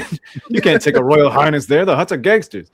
Yeah. Does it like they don't really allude to this, or maybe I missed it? Is he aware that Padma is like switching and like Padma's going off with them? Not. I think he knows Padme's got. Wait, maybe not because like I was confused to know whether because like would he have just let her go with them to the? Like, that's what I thought too. It was almost like he had like some kind of wisdom or knowing that whatever was going to happen was going to be okay, but he was in on the trick. I don't know. Yeah, you know what? It was the I'll acting say choice of it. I think you're right, because there is a moment when he comes out with Padme, and he's like, "The Queen demands that you take her, her handmaiden with it." Yeah, in the way that he's playing it, it's like he doesn't agree with this either, right? And it's like the Queen, but his queen told him that he had to. It's like no more wishes from the Queen today. And he's like, the Queen, you need to listen to the Queen. I know. Qui-Gon being like, "We're not going to take her," and he's like, "You absolutely are, though." You sorry, yeah. You understand? This is the Queen. Like, she's telling you right now, she's coming. Yeah. Honestly, good for her for holding out as long as she did before she revealed herself. I was like, Queen, she'll say it now. She wants to know more about the planet. Just bring her with you. Listen, it's fine. I don't know. I feel like I'm trying to remember when I was a kid if I was shocked by that reveal. I don't think I was, because I think I was like at least aware enough to be like, oh yeah, that makes sense. But yeah, everybody in the movie is shocked. They're all like, whoa, no way. Holy shit. Anyway, they are leaving, and now we can talk about a cast. R2-D2's whole family getting killed. That was insane. That was so sad. As someone who has such an innate love for droids in these films, like they are truly my favorite part of them. The pit droids later for the pod racing are the best. The pit droids. But that one made me so sad because I'm like, one of these is R2-D2. You know it is. It's the last one to go out. Right, and all of them were up there, and one got like pinged off. I'm like, no, if every single one goes except R2-D2, like, that makes this story so much sadder. Like, and they're all screaming when they get shot too. Like, he's just there, like, save us, I can do it. And one of them gets shot, you just see his leg like one of his legs flying, spinning. It's just, droids do so much work in these movies. Every single movie, they are so core to making sure the things happen that are supposed to happen. Like, and they're all sentient. They're all 100% sentient, like human beings. They have thoughts. They have dreams. Yeah. The other thing, a huge sort of theme in Star Wars is slavery, right? And like people being oppressed to a point that they're forced into servitude, and it's very on the nose in Star Wars. But like droids are literally fixed with restraining bolts that cause them to fall into servitude. The clones are created for nothing but war and have inhibitor chips in their mind so that they're the perfect soldiers. They're bred to fight. That's all they do. The droids for the Trade Federation are the same thing. Anakin is a slave, and he feels very strongly about slavery. It's a pretty big theme in Star Wars. I will say to that point though that like the droids, and we saw it early in the movie when Qui-Gon Jinn and Obi-Wan talked to the droids for the first time, the droids, like the opposing droids. Yeah. And they're just like, we have to go down to the planet. And they're like, oh, where are you going? Those droids, their inhibitor chip makes them super dumb. And they almost remind me of like, they're like troopers, which was an interesting thing. Yeah, they're dumb. They're just as dumb as stormtroopers. Yeah. I mean, they're as dumb as a dumb human. Like that's basically what they are. But I almost like, I don't think there's any evidence of this actually being true. I think it's just like they're either built to be smart or not, because there are droids that are like designed specifically to be tactical genius droids, and they're put in charge of armies and stuff later on. But these guys are just sort of like the bare bones foot troopers that they're literally designed to be fodder. And jarheads. Like when those ships like General Grievous is come out on racks. Yeah. General Grievous is not a robot, you fucking dildo. Even I know that. Even Tatiana knows that. General Grievous is that everywhere. General Grievous is basically like Darth Vader. He's an organic being that is inside of a suit of armor. But he's literally just. I did not know that. I did not know that. He's literally like a set of lungs and a heart and a head, and the rest of his body is. He's a nervous system like installed into a a droid, basically. You'll know when you watch episode 3 again. You'll be like, oh yeah, he does have reptilian eyes. Wait a minute. And that's how he died. Like Obi-Wan rips open his chest, and you can see his heart like in the inside. It's quite unsettling. But you call me a dildo. I know. I was gonna say I'm sorry for calling you. Well, listen, Jason, we all know that if you were in Star Wars, your name would be Darth Dildo. Yeah, that's my name. But that makes him a Sith, and that's really cool. That's kind of. It's so Well, Jason is really cool, but he just Power. doesn't get to have a cool name. My Darth helmet would just be a baseball cap. Shaped like a dildo. It's a unicorn. It's a Sorry. unicorn. If I was like in that. Star Wars, I would just want to be a droid. Like truly. Like I do love Yeah, it them. depends on the They're the droid, best. yeah, but I'd be okay with being a best. protocol droid, I guess. Prissy and oh my. Oh dear. Yeah. So the shield generator gets hit, and they send out all the droids, and R2D2 is there. It's so easily recognizable. I often wonder, like, if people who are not familiar with Star Wars but enough to know who R2 is, if they see, because they all look the same, they just have different color palette to them, right? But his color palette is so iconic. Even It at is, that yeah. point, by episode 1 coming out, like everybody knows, right? And At but I this mean, point, yeah, Right, but there's and the those, way like, they've those red R2 units sort of that have the more cylindrical heads, not the rounded Yeah, heads. yeah. that's an Yeah. R4 unit. It's an R40 unit, you No, 4. four. You dildo. The rounded heads are R2 units. The rounded. This Actually, is why wait. Jason put off Star Wars Wait, mode. that's an for as long as R5. possible. R5 He's like, D5, and then I have to be R4s good. I'm are. gonna be called a dildo every episode at least. But I was No, also I'm Roz. afraid. I'm afraid to theory craft because he's gonna be like, actually, they explained it already, you idiot. Yeah, let's explore the depths of it in the dildo. No. So I was actually wrong. Goes deep. R4 units are different. R5 units are the ones with the cylindrical heads. They're the ones that look like trash cans. Well, those are gonk droids. Okay, Gonk. different guys, different guys. Yeah, that's okay. a- Don't that's call me a another thing. dildo. I'll take it to heart. No, but I will call you. I will call you a gonk. You fucking gonk. That works. I'll do it. We know it's R2 because the camera is fixed on him, and we're getting reaction shots of him being like, "Whoa!" It's so That's what sad. these movies do an incredible job of. Like droids with no faces will have It's the reactions, and you puppetry. are like, right, and it's the little sounds specifically, like the tones that really get you, and you're like, R2D2 truly, and I love a droid in every Star Wars. Like They're the Yeah. best. video game, television show, they are the best in every single one because they emote in such a crazy way. They feel like a puppy, and you It's a just are puppy. like, how did you do this with Yeah. a? Even I like the also like- droid in Outlaws or whatever. He's my that- favorite. You end up like falling in love with that droid like Yeah. so quickly, and it's like he's Who's like like an a enemy, man? He's like a a big, big man, droid yeah, man who But has you're- his little thing taken out. Yeah. yeah. But he's like a man that is capable of good and great things, but he's being stifled by his Yeah. employers or whatever. Yeah, and you're like, damn. Yeah, he's I like cool. R2's reaction to Jar Jar when they first meet, and he makes like a fart sound, and you're like, "Oh, I Yeah. understood that. I understood that one." You know, Yeah, it was clear. Jar Jar probably says something like "How would?" or just- Yeah. and then he goes up and he plugs into some little outlet and somehow gets the shields back. And Rick Olay is like, "Shields are back! That little droid fucking did it! We're saved!" The power was off, then the power was back on. Was back on. I did make the ultimate power joke, Cass. I did attribute it to Scott. I was because kidding. had It's to. good.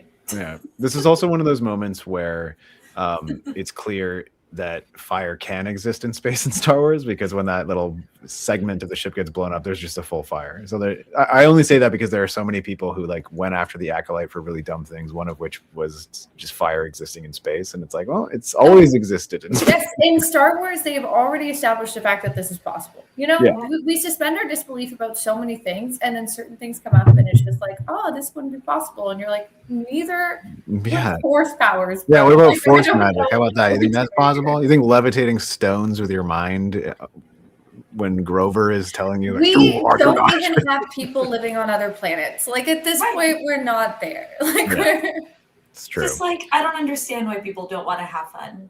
Yeah. Why not be whimsy? Why not believe that fire exists in space? Yeah. That's Exactly. fun. Yeah. If Miss Piggy believes in you to be a Jedi, then that's how it is. That's all I need.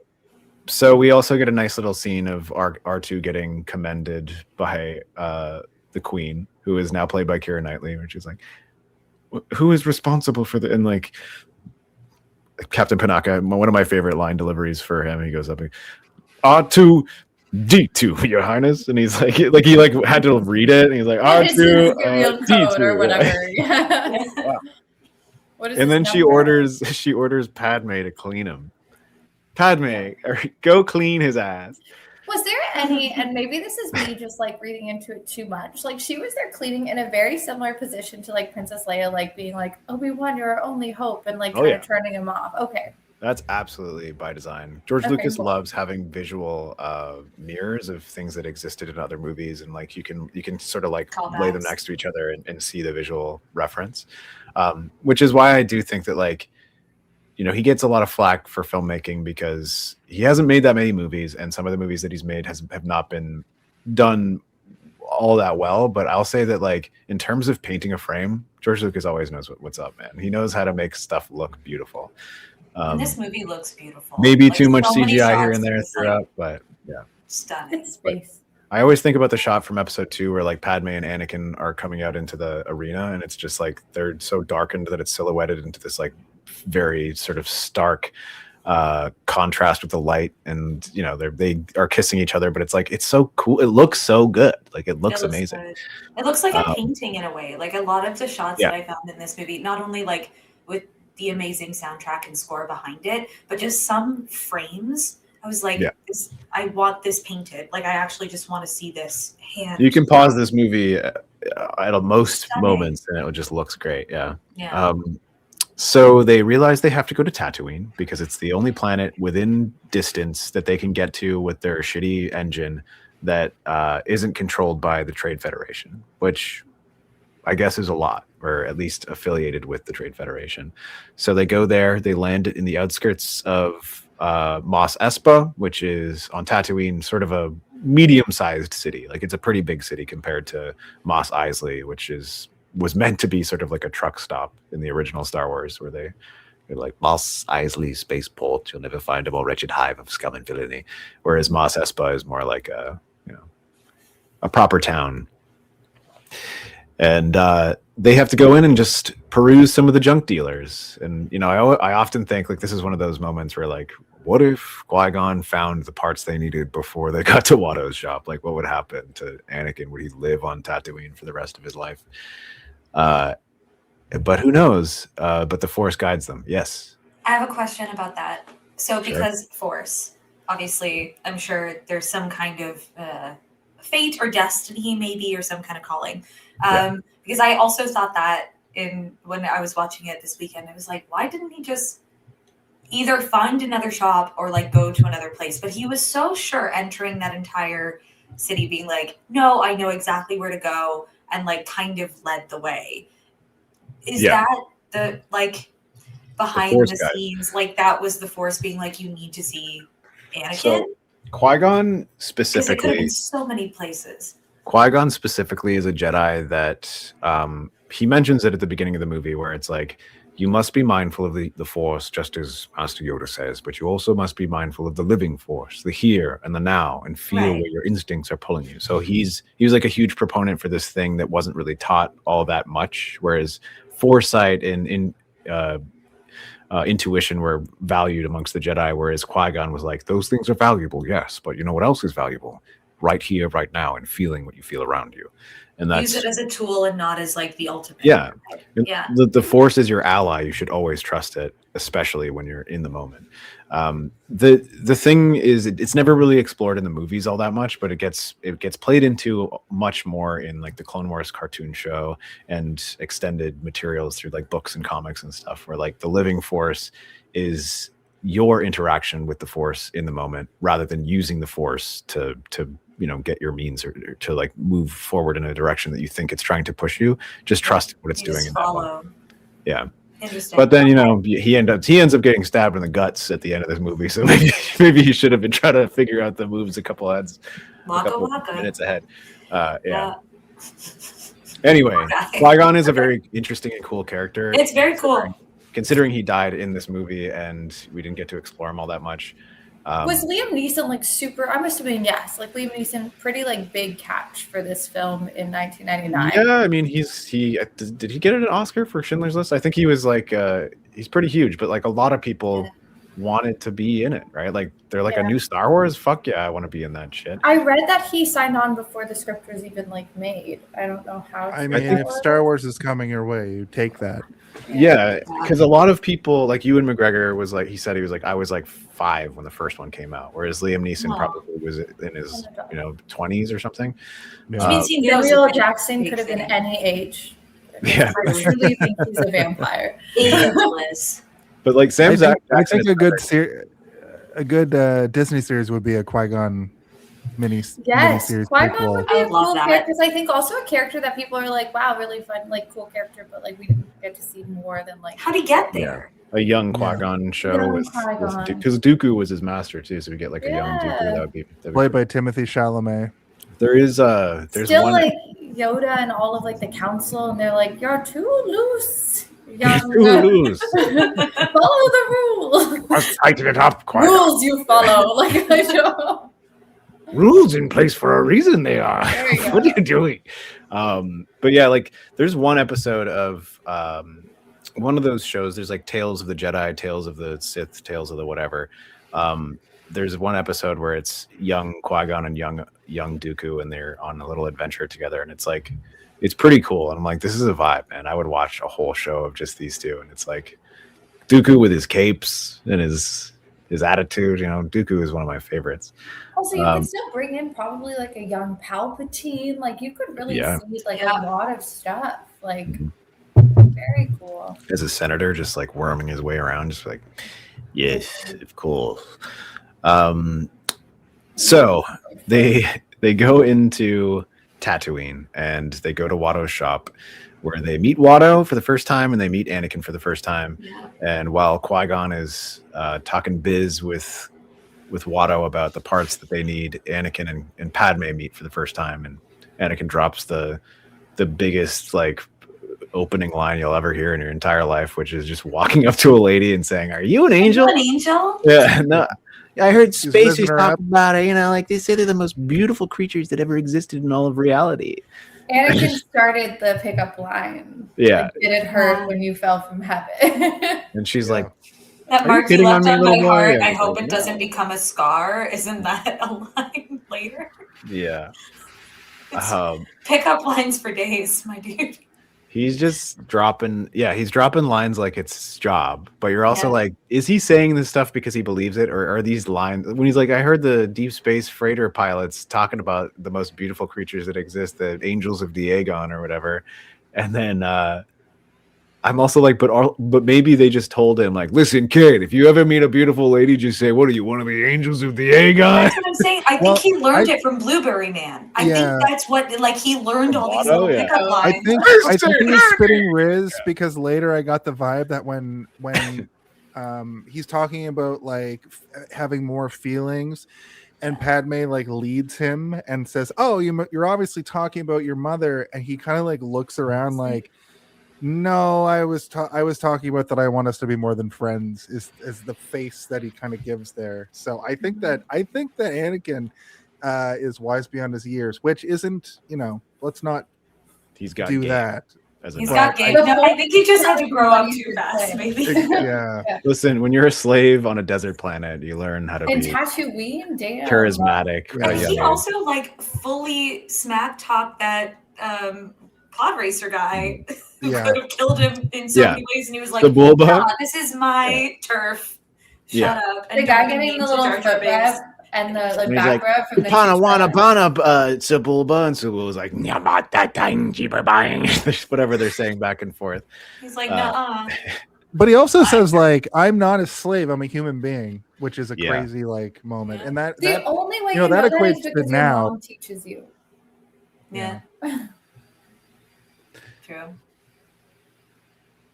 Yes. And then, of course, we've already kind of covered the Qui-Gon conversation between him and Watto, but they'll take these credits and it'll be fine. I don't know. Why is it not working? They realize that they've got, and I gotta say, like, Anakin has a lot of freedom considering he's a slave. Watto's like, clean the racks and then you can go home, and Anakin goes, yippee! and I go make my he gets weekends and free time. Like, that's just a job. And then we cut to, I think it's like Obi-Wan, and he's like, this storm will slow them down. It's really coming down out there. Whatever. It's like a dust storm is coming, and they get a call, and he's like, Panaka. This is my other second favorite Panaka line in the whole movie is when he answers his little device, and he just goes, Panaka. I'm like, yep, very good. It's a good sound. And then that's where he gets the message from General Bubblebeard or whatever his name is, and he's like, you must contact me. The Trade Federation are going to start executing people, and they realize that there's now like a ticking clock element to what's going to happen on Naboo, but the desert storm is coming, and they can't go back to the ship because it's too far outside of town for them to walk before the storm hits. We get a nice little old lady moment where she's like, oh, my bones are aching, Annie. Storm's coming. You better get home. And then Anakin is just like, you guys want to come stay at my house? And they're like, sure.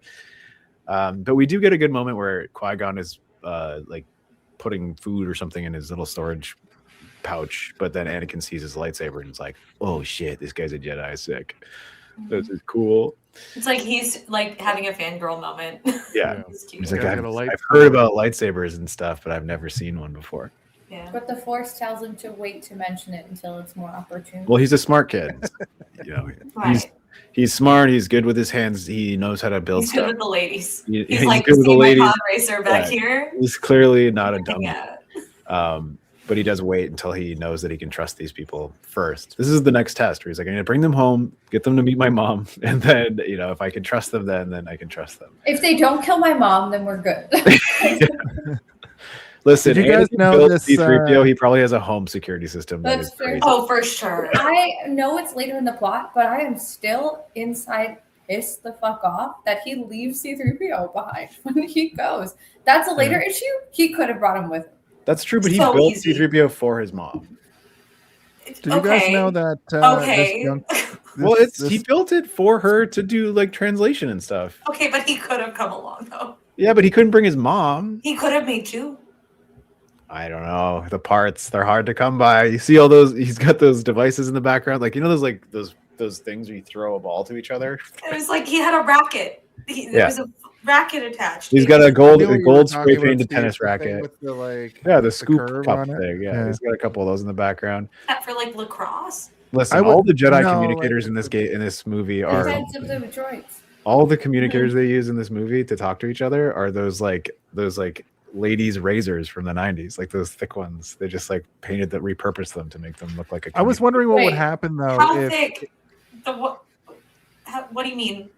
The like Paint a picture. the handle of the shaving Like for a- the women's On your shavers. Venus. Yeah, it was a Venus. Yeah, I think that's what it was. a Venus. Okay, I understand. Yeah, I and understand. it had that sort Those of still like exist, that but- like pill like flat pill shaped ones. Yeah, it was those, and they just took the razor part off and added a couple little like boop, boop, diodes on top of it.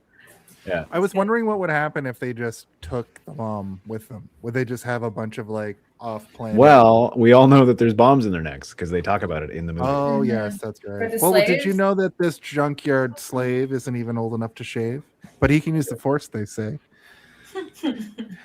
And it's did. an ad. Well, I know we built C-3PO, and I've heard how far this part can go. Yeah. We were broke. It's true. So we made a wager or two. Wow. He was a prepubescent flying ace. I'm so sorry. I thought you didn't like musicals. What is happening? I mean, if they did a Star Wars musical, Weird Al would have to write. With the all man at Java started off that race. Well, I knew he'd be in first place. of it. Okay, we have to I stop. thought we were told that we weren't allowed to sing. I I mean, I was specifically told before this episode started that I wasn't allowed to sing anything. It was in my contract.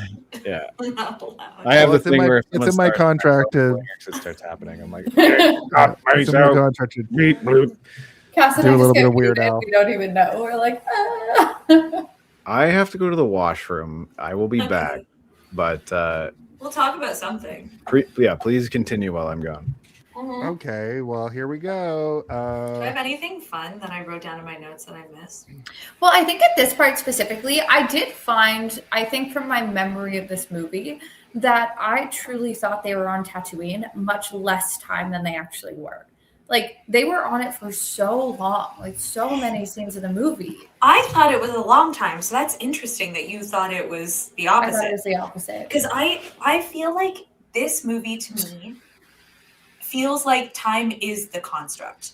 Because like the beginning pacing is like very quick, but then it moves into long scenes, but then you experienced it in a different way. Yeah, I just Like- thought Tatooine was much quicker, but I feel like it Yeah. was a lot because I think when we go through the scenes, it was like they land in the coolest ship ever. That ship is actually really rad. I did think in the sun it might get incredibly hot because in my head it was like mirror temp, like a mirror type of reflection. I don't know. I'm sure they have the tech. There's something there. Cooler. But then it's like, find this person, find these people, storm comes. Then it's this, there's like kind of, and I know we've mentioned, obviously we play a Star Wars D&D. It does feel a bit D&D-esque in the way that like your missions kind of build up, which is like, we have this goal we need to get to. In order to get that goal, now we have to get like X, Y, and Z. And that's like, we have to talk to people. Yeah, and, make like, sure our figure out what's pod works, happening. convince this man to like back our bet, do this, and then now we can do this. And even then we're at this crazy pod race, the Bunta Eve classic. Mm-hmm. There's something magic about that kind of storytelling. Yeah, like it does feel kind of organic in a way of like, okay, we're on an adventure all together. Right? Like you're still working for it, which I think is a very fun kind of like concept. I know Steven probably has the notes there, but I think that's when they start to like Qui-Gon's just like, there's something about this boy. Mm-hmm. He does creepily take his blood. I thought that was weird. Also, I need your blood. I gotta test it for midi-chlorians. Well, he doesn't even say that. He's like, I just want to make sure you don't have any diseases, which I think is also an odd thing. That's a crazy thing. But also a kid would be like, okay, take my blood. Like just I was wondering too, like when Qui-Gon immediately meets him, is he like, does he get like the Force is telling him like, holy shit? Because they don't really telegraph that until later when he like says it out loud. But I like when they first meet each other, is he like, wow, this kid's glowing to me? Well, I think kind of yes, right? Well, I think they also had there was a particular comment made about the fact that he pod races at all. Yeah. Right. Because He's someone the made only the human comment that being does like, it. yeah, you're a human. How do you have the reflexes to do that? And you're a child. Yeah, exactly. It's like a 9-year-old kid. So I think maybe that was like the hinting at it of just like, oh, he has like maybe just like a preternatural sense of like stuff to come, which perhaps like lends to a Force thing. I also think like the way that I've always seen Star Wars, and again, I am not a big Star Wars fan, so I could be talking out my butt, but I feel like from what I've seen of all kind of Jedi moments is like this kind of magnetism. If you're talking about like energy, me as a witch, I think about energy a lot in the universe and kind of like pulls and pushes. Like, why wouldn't you be in a room with a kid who is like he's the chosen one. That's how it's written. He is the kid, Anakin. Literally immaculate conception. Right. Like, how could you not, as like one of a being aware of that kind of energy, not be immediately drawn to that? And like, sure, you'll question it and like kind of figure out what you're feeling, but that's going to be like magnet pull to the nines. Like a foregone conclusion, like the kids in Practical Magic, played by Sandra Bullock and Nicole you know Kidman. they're going to be, Yeah. But one of them becomes a cool badass, and one of them like sticks to the book. And they're I don't both think that's what... having a hard time. We Me need and to talk Cassie about both this. like they're both cool badasses. They're in both their really own cool. specific way. But yes, I know what you mean because they do separate it, being like, I'm gonna follow all the rules that I'm being taught as like the power I'm like being given. It's Obi-Wan versus the one Qui-Gon. being like, I want to do something different. Or I don't Anakin. have to do this. Yeah. Oh, that's a good movie. Yeah, If you do that movie, I would happily be on. No, I was thinking about doing a witch month, but also I watched that movie, and like I don't You need to dislike watch the it with us. movie. Right. I do agree with that, but also it is not like I am not the demographic for any part of that movie except for the cast. What about the Midnight Margaritas? Midnight You don't like a Margaritas. Midnight Margarita, Jason? Jason. Sure. I love a midnight Jason. margarita. Look, don't you do that thing you guys do to me where you're like, Jason. he's one of the girls. Jason. Us I killing knew- time for Steven to come back to get us back to the plot. Yeah. I wish I had a midnight margarita right now. That'd be great. Me too. The next part of the movie is going to Coruscant in the Senate, but the thing is, I'll tell you guys, and I'll talk about this for a second because it kind of fills me. This movie fills me with a like a dread because I don't really get the politics elements of the sequel or the prequel trilogy. That's so many where I also politics. had a lot of questions when I was watching it. Because the next sequence is like they go to Coruscant and Queen Amidala appeals to the Senate, so you get that giant like scene of all the Senate. That's where like the ET cameo comes up too. Yeah. And everybody's so freaked out by it that they're like, well, you know, we need you to tell us what you need. And she's like, what I need is for us not to go into like an apocalyptic war, basically. And there's thousands of people there in the Senate. So Steve's back. Help. We're trying to figure out politics, NBD. What's the question? I think after this segment, we go to Coruscant in the Senate. Tatiana, you're muted, my friend. Okay. Go ahead. My background's not working. Oh, no. I can see a house. Oh, no. It's a technical difficulty right here on. Hey, did you see this one? Freddy versus Jason. I can't go back. I had to switch it. I can't go back. Okay, so we're on Coruscant now. Is that what's happening? That's an incredible movie. Yeah. You can go back. Yeah, it is a very good one. Okay, so they get to Coruscant. They meet the Chancellor. Wait, did we skip over the whole pod We race? skipped over the entire pod race, Jason, and I was going to say something, but I thought I'd wait until Steven came back. So I was just talking about no, my page was turned wrong.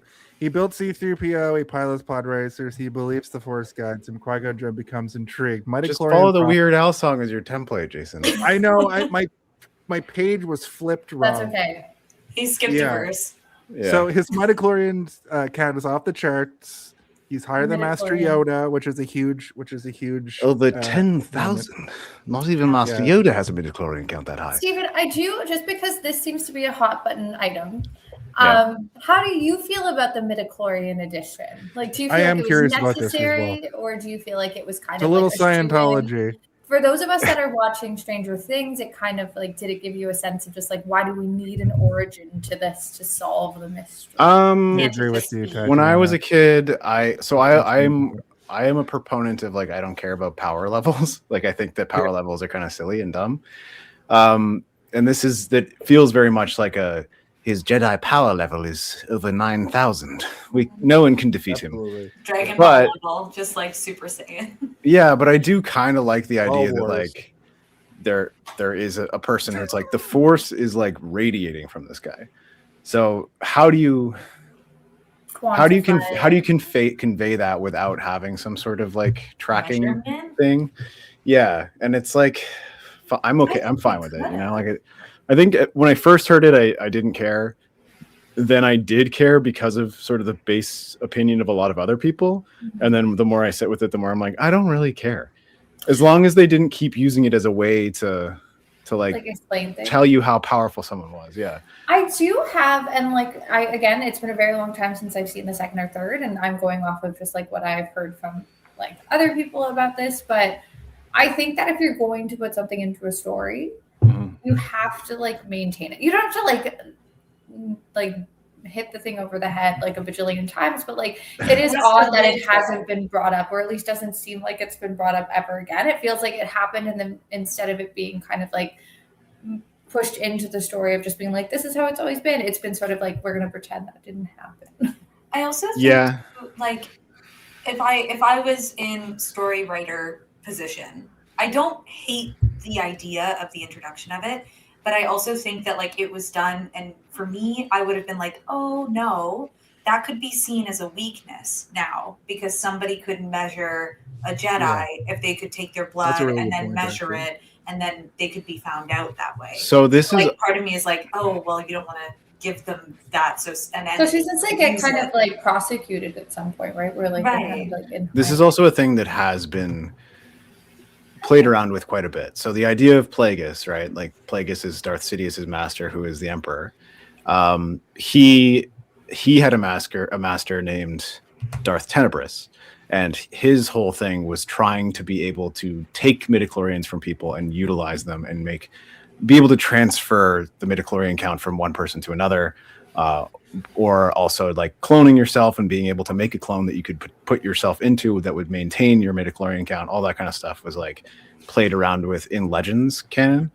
Legends canon doesn't make sense as a phrase. Legends, not canon. But there is enough of it that's sprinkled throughout canon via things like Plagueis and Sidious. Okay. But Hugo Damask is the real name of Darth Plagueis, and he was like a New York financier, if you will. No, I'm just kidding. He's like a a very rich benefactor. You managed to explain, like, to give me an image of what this person was like in like 3 words. So congratulations. Yeah, that's basically what I was trying to do. And the midichlorian count stuff, George Lucas, in his original drafts for the sequel trilogy, like the Rey stories, it was going to have a lot more to do with the wills and midichlorians and all that stuff. He really wanted to kind of explore that a lot. But you're right. He didn't really go into it at all throughout the next 2 movies. And I think it's because people didn't like it so heavily. But again, he was like, I have some ideas, and it's going to be all about midichlorians this time around. But I think, and that's fair. Like, you are allowed to do it. It's just like, I think that's what was missing, is sort of just like, if you're going to commit to it, like kind of commit. But I understand kind of like the way reception can maybe sway your story writing if you don't have it sort of already planned out start to finish ahead of time, because you do start to be like, oh, is this dumb? Should I make a change? The midichlorians remind me so much of Thetan levels. It's off the charts. I can't believe that he used that as the barometer for the power levels in this way, because of how it's like.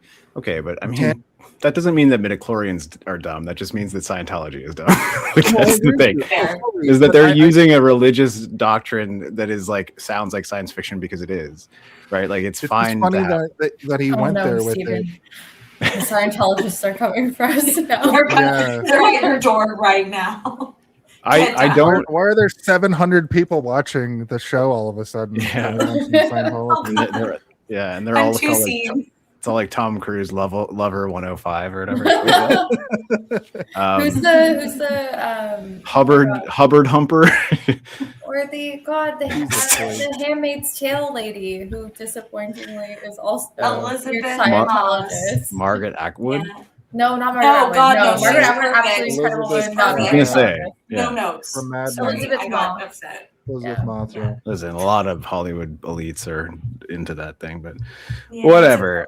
I really like the idea, but I think it also, like, if you don't flesh it out, it starts to be like, why can't we just, like, maybe harness the midichlorians and give it to anyone, right? Like, we could just sort of be like, well, in Legends, the idea was that, like, the force within the midichlorians, as soon as you take it out of one person and try to put it into another, it dies.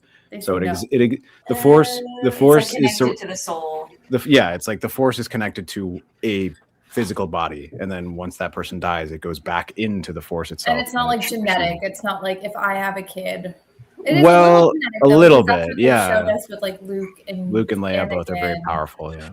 Well, to go back to Stranger Things for a minute, can you like take the blood out of a person and like put it into another person and make them into a Jedi? No, because I think that's what they're saying is like it actually does like die instead of because there's a lot of things that do that, right? Where we're not able to sort of transfer it to another person. Yeah, so Tenebris and Plagueis were both trying to figure out ways to take midichlorians and put them into other bodies, but it wouldn't survive the process, so they couldn't do it. And Palpatine, in Legends, he successfully cloned himself with Force abilities, but that's a thing that they were trying to do. And that's what leads to our. In like Rise of Skywalker and stuff, it seems like he's succeeded in some capacity, but we've never really explored it properly. In the depth of the video. In the depth of the video, but also like in terms of legends and stuff, like they're doing things, but I don't really read too many of the books or comics anymore, so I don't know what's going on there. I assume some stuff, but just give us some movies or shows or something to explore it, because we don't know.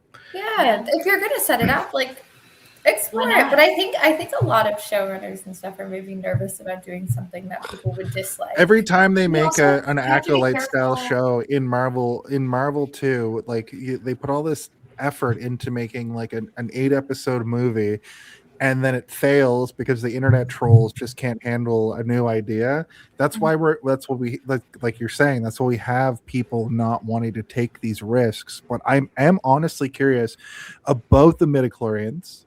I do want to know more about it because it seems ham-fisted that it's only introduced in one movie and then forgotten about and almost retconned by the time there's 9 movies in the series.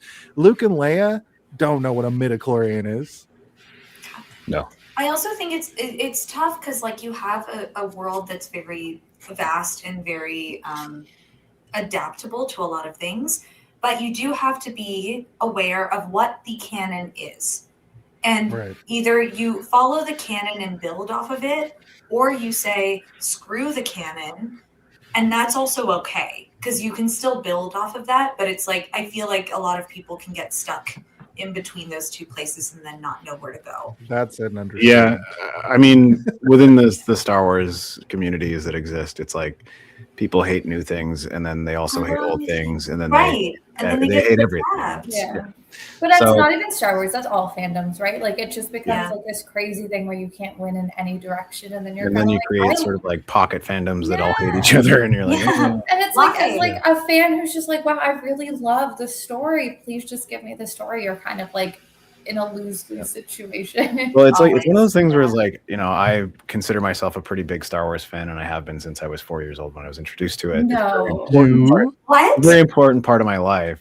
Yes. So when I feel like I'm being personally attacked for liking something like The Acolyte and people saying that I'm not a real Star Wars fan, and it's like get out of here, 15-year-old, I'm like, all right, kid, whatever you say, kid. I'm gonna go back and watch The Empire Strikes Back 10 times, even though you think it's the most boringest one because it's slow or whatever. You know? There's something in Star Wars, but it's also like Steven, like I think when I was playing, like I do really like Star Wars, but I also love video games, and that's my favorite medium for anything. And to play Star Wars Outlaws and see all the bad reviews, and I'm like, this is a fantastic game. Why is it being like shit to oblivion? Because like people don't like stealth. Like I didn't understand, and then they made changes. Yeah. It wasn't that they don't like stealth; it's that they don't like women. Well, and also people are sick of the Ubisoft like fetch quest element of it. But it didn't. There was a lot of things going against it. That's not what this is about. We're not on the Outlaws. I'm not saying I don't like it. I haven't played it. Okay, but you haven't played it, so you can't talk about it. I can, because I know what people don't like about video games. I play video games. And I'm not saying I'll never play it either. It's not an Ubisoft quest game. It's not. It truly isn't. Yeah. It really isn't. And I think it got shit on. Also, Jason, I think you'd like it. Yeah. I think I probably would. I probably would. You could play Sabacc, become a Sabacc master. That's the best part. I love a game that has like a card game in it. Like, give me Gwent. Give me a Sabacc. Give me, I don't know, even in oh my god, what's that? Orloff. Queen's Blood from Final Fantasy Remake. In Assassin's Creed. Yeah, I'm obsessed. I will find every person that will play with me in the game. Yeah, or like you play Red Dead, and you're like, I could just play poker for hours with people. Literally with real people, and you're like, is this how you get addicted to? And you're all playing it in character, being like, God damn it, go fish. Yeah. We could do poker anytime. Sabacc was anyway, pod race, yeah. So then the Boonta Eve Classic. It's the biggest pod race to happen on Tatooine in a long time. And who's it hosted by? None other than Jabba the Hutt. Ding, ding, ding, ding, it's hard not to like love to hate that guy. You're just like, you're so he's so slimy and like running asshole, but on purpose slimy. Steven, this is my follow-up question on Species. The two-headed announcer. Yes. Who? Incredible. I don't know the race. funny. I don't know the race of that, but it's obviously voiced by two specific voice actors. One of which is Greg Proops, like the comedian, the guy from like Whose Line Is It? Is it Whose anyways? Line? Yeah. I loved that character. The moment they popped up, I was like, "Who is stealing the show The guy of was this like, pod race?" Well, the thing about that, I don't character care that what I found galaxy you're funny- from. That's gotta hurt. Like just a bunch of bullshit lines. He sounded the most like normal television announcer of the entire Star Wars mythos. It was just like what. But then he I has was another just- head that's being like, "Ooh, ga ga ga ba doom ga ga ga ga ga ga ga ga." Yeah. So it is Balance, funny. I think, Yeah, right? that's the balance That's we're trying to the- find.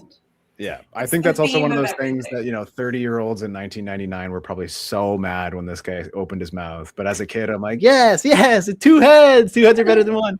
30-year-olds in 2026 were like, "This guy's fucking dope."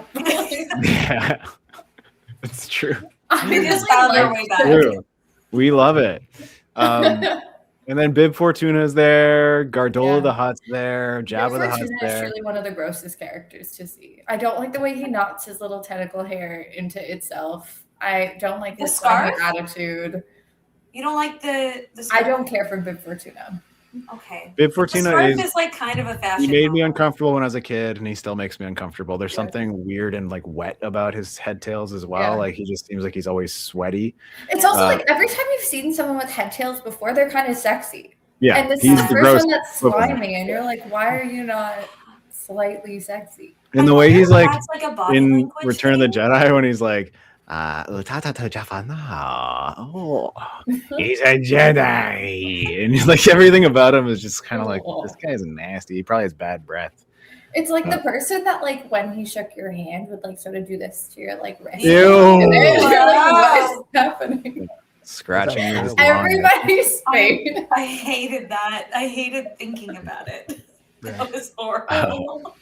So we do get a moment before the pod race where Qui-Gon doubles down on the bet, and that's where he bets on Anakin, which is pretty cool because he uses the Force to make the chance cube land on the Sick. color. What a weird Also dice. cheating. I have a dice here. It's got blue and red on it. It's basically like, why don't you just use a fucking coin, Watto? That's what I said.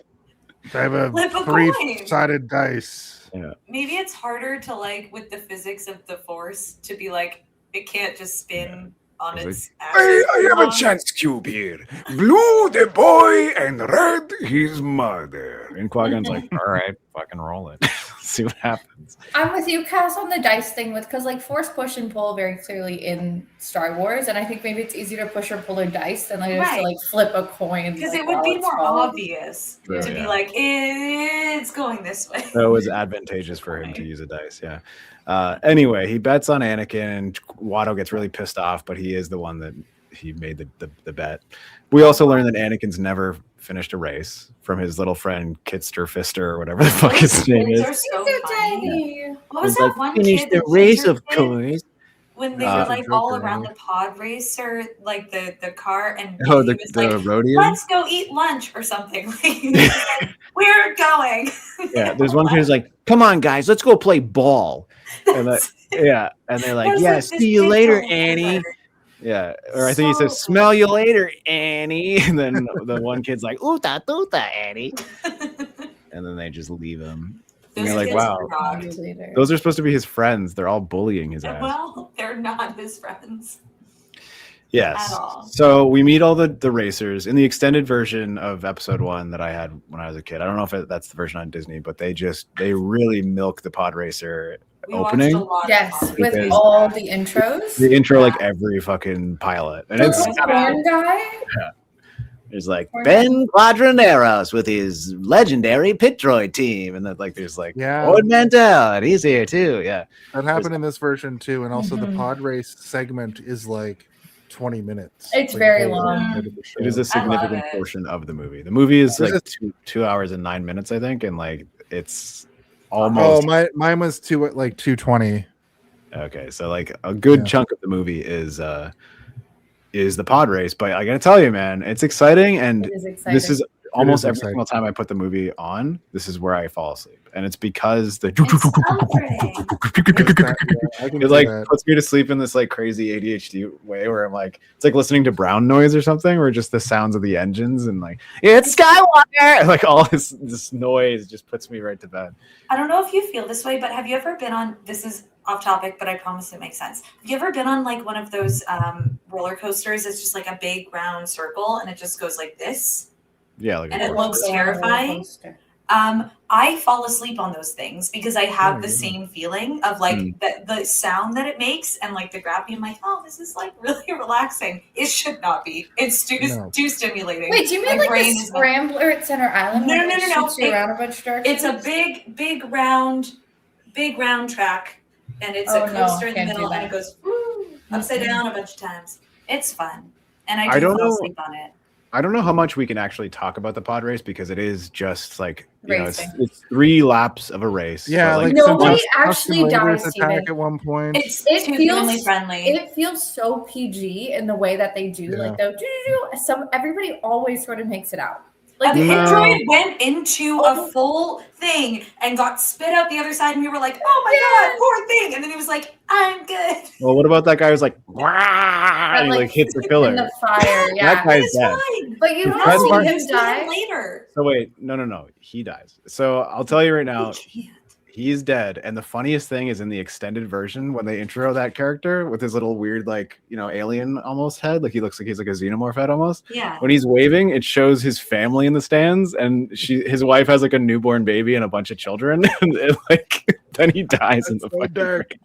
Hey, yeah. He's the only one, Stephen, because I did aggressively watch the rest, and I'm like, that guy didn't die. That guy somehow landed still. This person's still okay. Now it's obviously Sebulba versus Anakin.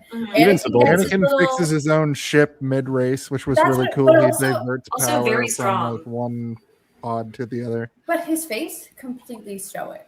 Just like I want to say his name's like Odie Mandrell or something, that little guy.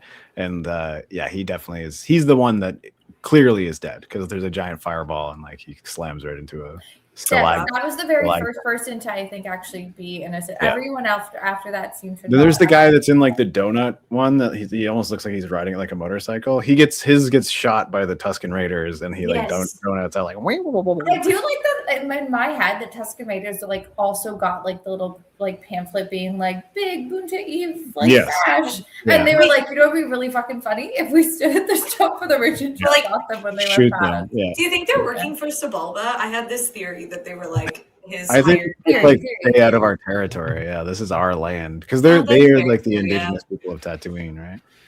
That's true.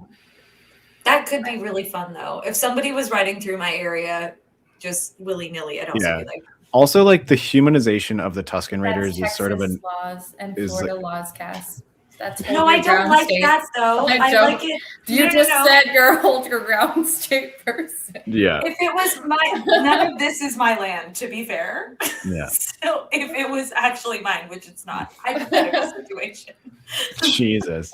I think that the humanization of the Tuskens and stuff is more of a recent thing, right? Like the Mando show and all the newer Disney stuff is like they went on this big sort of mission to be like, well, the Tusken Raiders are people too, and we have to make sure that we address them as such. They can't just be like monster people. They used to call them sand people, is what they would. Yeah, that's what they referred to them as. It's like a little iffy to do. Yeah, that, you know, not cute. And they are the people that like they're the residents of Tatooine, and everybody else is just occupying cities and starport and stuff. They still trade with people, right? Like they steal, but they also do sell. But but they're mostly raiders, right? So like if you go if you wander into their territory, they'll take what they believe is theirs, which is on their planet anything, which is fair. And then like even Jawas are not like, I don't think, indigenous to Tatooine. They just exist there because they were introduced in the first movies. But like you see them all over and other planets and stuff as well, right? Yeah. So the junk people. Anyway, the race gets really intense and they go through the canyon and it's really cool. And we see Aura. One acting moment of Anakin when he's like, I think going to do the turn and like his face changes, which is nice. You're like, oh, finally. I mean, I feel like that kid just didn't know what was because he Going on. doesn't. Yeah. If you look at him No, through maybe. most of the movie, this part of his face here doesn't do a lot of acting no matter what throughout the movie. A lot of his acting is in his eyes. So he has giant goggles on and he's probably acting through his eyes when they're like, okay, Anakin, you're feeling fear. He's probably like, but like the mouth is just not moving. So it doesn't look like anything. Like, right? okay. This is another reason why I'm like, I can't shit on a kid's acting because he doesn't know. He doesn't know what he looks like. He doesn't know what's going on. I will say, that seems like that's on the director because like you can get a lot out of a kid. Mm-hmm. You can like tell them in like a weird, silly, funny way, like what you want them to do, and they will get it. They just need to know what they need to know. This like George Lucas is also notoriously like not the best for being an actor's director. Like he'll tell you what he wants, but like unless he's getting out of you, he's just gonna be like, all right, let's move on. That's good enough. That's the take we took. And this movie there was a ton of reshoots they had to do. You know the scene where the wait, shield those were reshoots? I don't know for Anakin, but there's the scene on the ship where the shield generator gets hit. They had to reshoot that whole thing because they were all just like, the shield generator's been hit. This isn't good. And they were all just like really flat and like didn't realize it was supposed to be like a Star Trek thing where they're like, holy fuck. So they had to like go back and shoot all of it. Steven, that's crazy to me because I was watching it this past weekend and I was like, a lot of this is really good. But then there are moments where I was like, why was that the take that they took? Because it feels really flat, but it wasn't that moment. It was like a bunch of other moments that were like, I understood like the intensity maybe that could have been behind the choices, but it didn't read on the camera in the way that it should have. You also have to remember that like it's been done that again. 20 years since George Lucas has directed anything. Also like, true. Showing up being like, I don't know, we'll figure it out. So the pod race, we could talk about it all day, but it's really interesting, cool, and a fun thing. And I love the pod racer video game. I'm excited. There's a new one coming out. I was going to say they made a whole video game out of this segment of the movie. Yep, and I fucking loved it. And actually, they re-released it on new consoles not too long ago, and I'm like, I'm buying that immediately, and I did. And obviously, Anakin wins. Sebulba gets his comeuppance because he's a cheating asshole. You see him cheat several times. He throws a wrench at a guy and it goes in. He unplugged Anakin at the beginning or something. Yeah, he's he breaks off a thing. How wooed. It's supposed to be. How wooed, yeah. We see the oopie poop or whatever on Jar Jar. Like, and he's like, oh, stinky, stinky, poopy, poopy, or whatever. Typical Jar Jar. Yeah. Anakin wins the race. Everybody cheers, and then he gains his freedom. And they sell the pod racer. Watto tries to not let Anakin be free, and Qui-Gon gives him the old like, well, perhaps the Hutts should hear about this. No, he doesn't do a fucking mind trick. He just straight up threatens him. Yeah. You know, mind tricks don't work on Watto. But money understanding of the local sort of muscle does. Yeah. It was kind of heartbreaking for like when Anakin's like, and my mom's free too, right? And it's like, sorry. No. And that's exactly when I was like, well, if they just fly up with the mom, what does that entail? And they blow you up. Boom. Yeah. This is another thing they never mentioned again in Star Wars is that the slaves have bombs inside their heads. Neck bombs. Yeah. If they try to But escape. Is it real or is it like a threat that's put on them? So you're like, that's the thing that I always was kind of, I was like, has anyone tested this theory? Yeah. But I always thought it'd be cool if it was real because one of the what ifs in my brain was like, what if there was like I'm imagining like a pregnant Shmi and she's like running through an alley with like her belly and she like goes into like a doctor's office and like puts a gun to a guy's head and she's like, take the bomb out of me, take the fucking bomb out of me. Yeah, and she escapes and then gives birth. It's like in the first Suicide Squad movie where the guy's like, fuck this, there's no bomb on my neck, and Slipknot or whatever his name is tries to escape and he immediately dies. What if Shmi's head blew up before she gave birth? Is that what you're proposing? Let's explore the depths of it. What if? Yeah. Who is the prophecy We get a nice emotional moment between Shmi and Anakin as he is being taken by the Jedi Order to go to Coruscant to train as a Jedi. She seems excited. He seems bummed out that he has to leave his mom behind, but he promises that he's going to come back and free her one day. And spoiler, he doesn't. I was just gonna say, spoiler, can you tell me? Because I don't remember. He does not. Cool. And they leave, but on the way back to the ship, this is one of my favorite parts of this whole movie, and I forgot it was in this movie.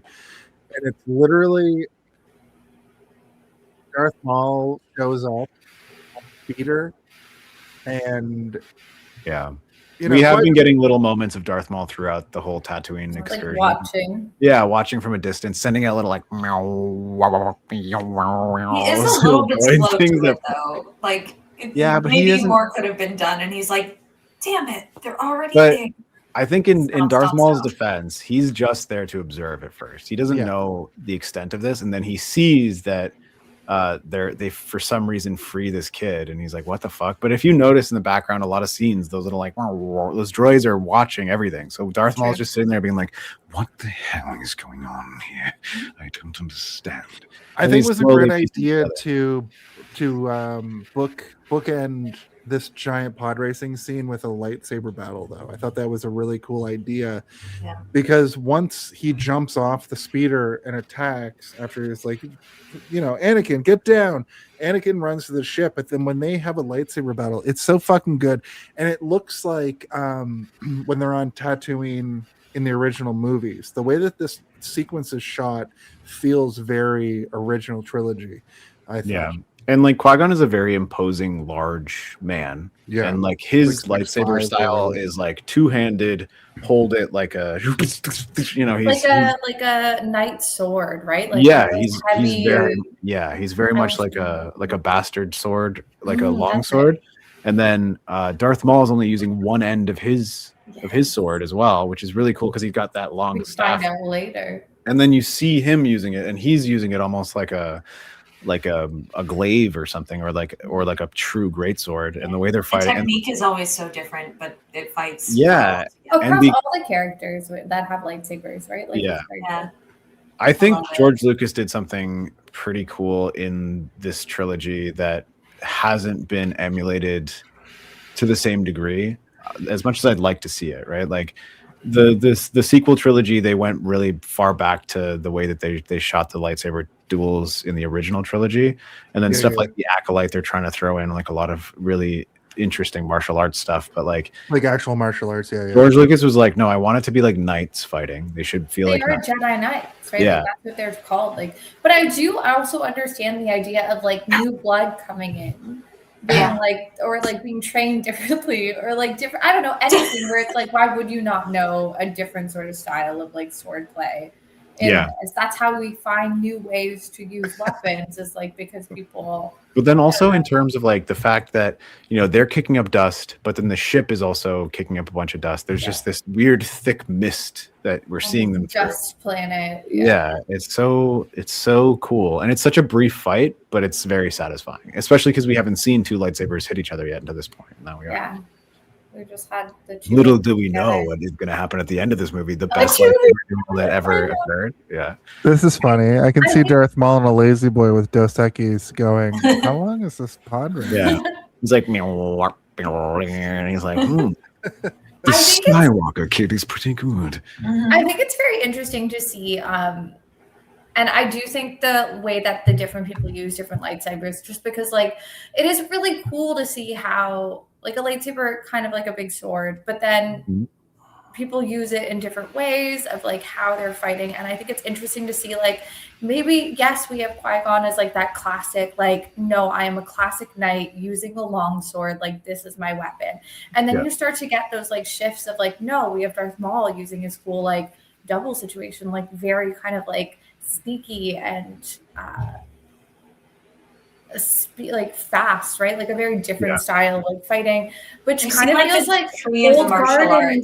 It feels like old guard and like classic and like kind of like a little bit not of the like kind of like a hold on to some kind of like the old ways versus like a new style of fighting and the way it goes. And I think I'm very interested to even like pass like 2, 3 to see 4, 5, 6 again to see like, are we still kind of in like that Knight style, or is it Are more we like adapting? because to then when you other see the television styles, too? shows where they are doing kind of more of like that scrappy kind of fighting style, or like you play a video game where you get to do like lightsaber and gun, and you're like, this is rad. Like, Yeah, it's just, even from like episode 1 to episode 2, you know, obviously Darth Maul is like this amazing intense fight where he's fighting two of them at once, and it's like it's so intense on both sides. But then you see Dooku, who's supposed to be this like, I am the greatest duelist who ever lived in all of Star Wars, and he comes out and he has this like curved lightsaber, and he's like fighting like a fencer would fight from like an Errol Flynn movie or something, right? And it's like, and it's a completely different thing, but it's like elegant and beautiful, and he's got a cape on, and it's like fits his character. Yeah, you're sword fighting Dracula basically, and it's so fucking cool in a different way completely. But like, I think the fact that people can recognize it, right? Like you watch and you're like, wow, the way like he is like fighting in this is very different than like this and like this. And like, I think when you like watch like the first season of, let's say, The Witcher, and like you see the sword fighting in that, and you're like, this is so rad, because it's not really something you see in other sort of sword fights. And like, there is just such a cool factor.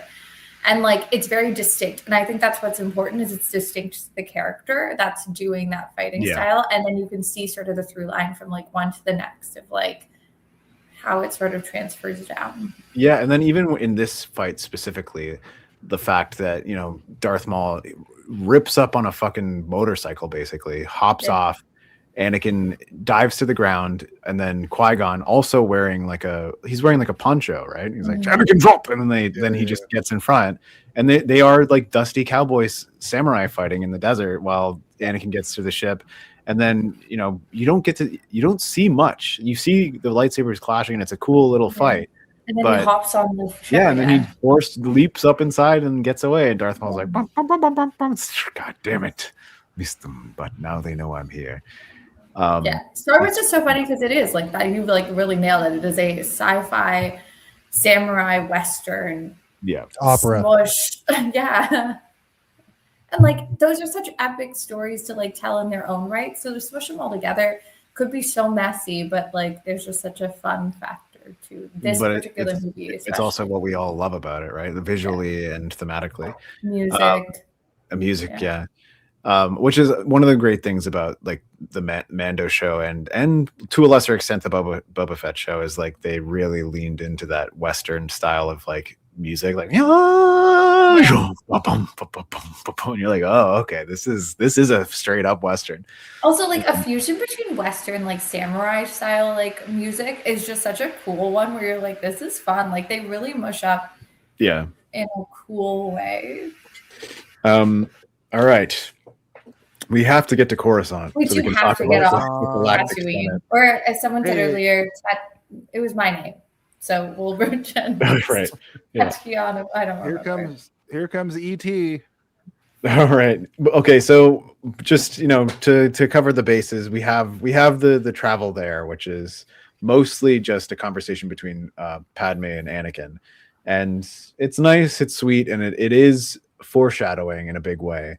But it also introduces the little necklace that he carves for her out of a chapar snippet, I think is what he calls it. And I was like, my whole life I didn't know what a chapar snippet was, and I was like, is that what it's called? And because parsnippet was in there, I pictured it being like a vegetable, like a parsnip.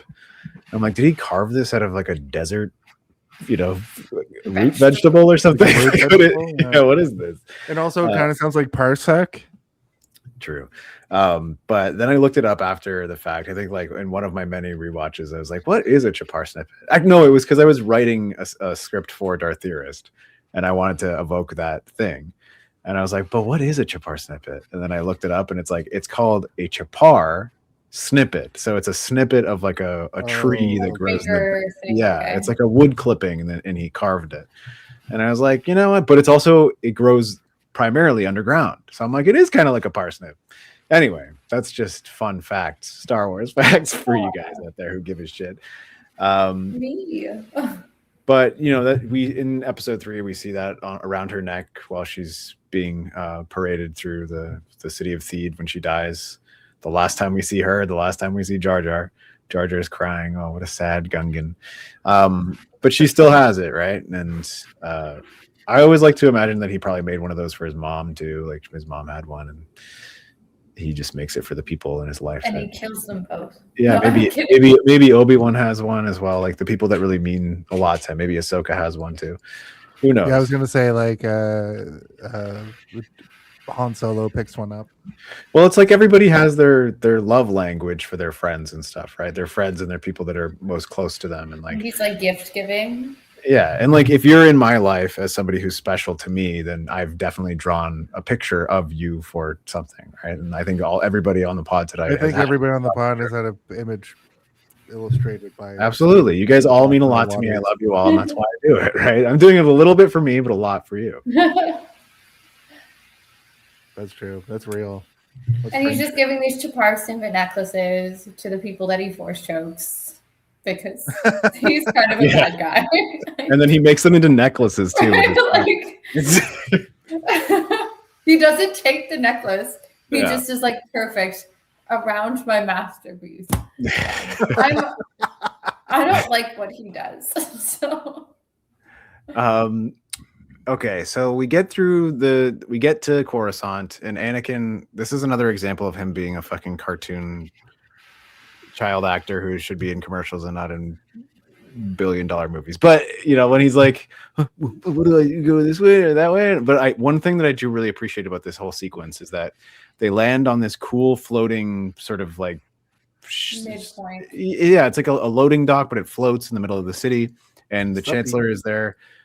Supreme Chancellor Valorum is there. Palpatine's there. A bunch of these cool blue royal guards with like these sort of Centurion helmets on. They all look fucking cool as hell.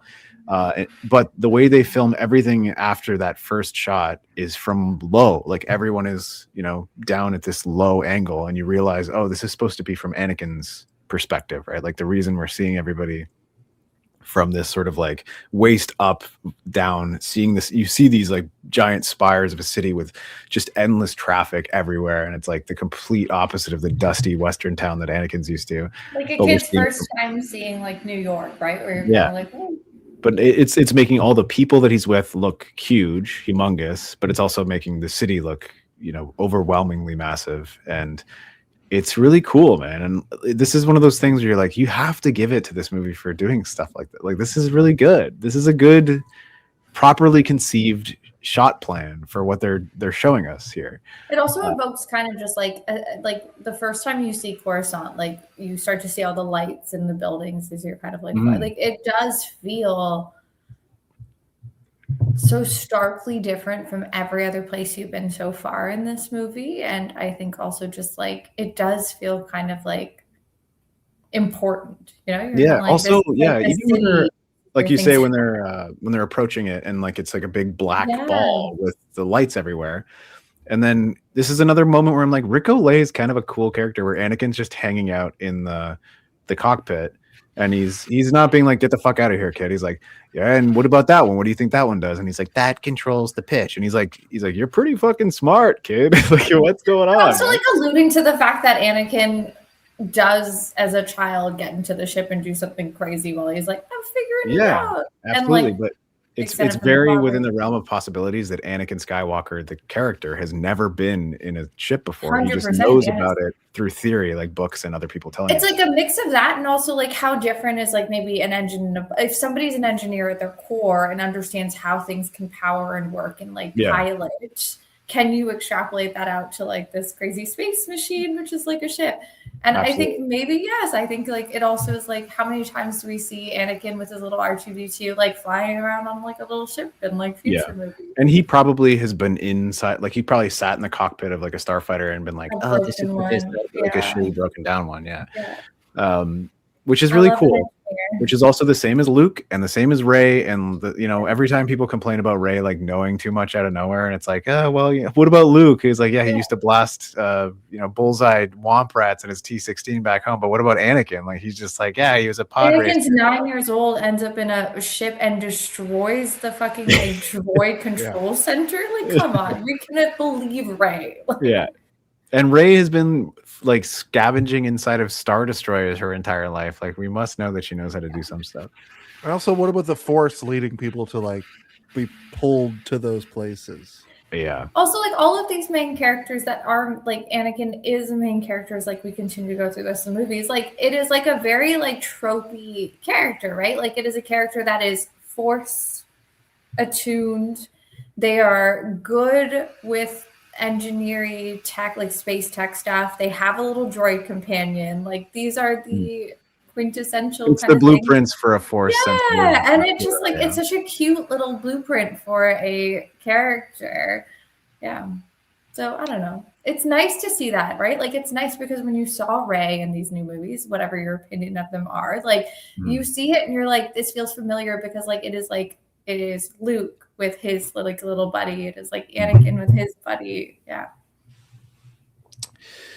Absolutely. So we're now on Coruscant, and we learned that Qui-Gon needs to speak to the Jedi Council, but Padme wants to immediately go to the Senate and start dealing with Senator Palpatine and Chancellor Valorum. And it seems very much so like Chancellor Valorum is on the side of the Jedi, or at least very much working directly with them for the benefit of the galaxy, which is so fucking cool that the Jedi are just at the heart of civilized life within the galaxy, being like, we're also kind of James Bond secret agents for them, you know?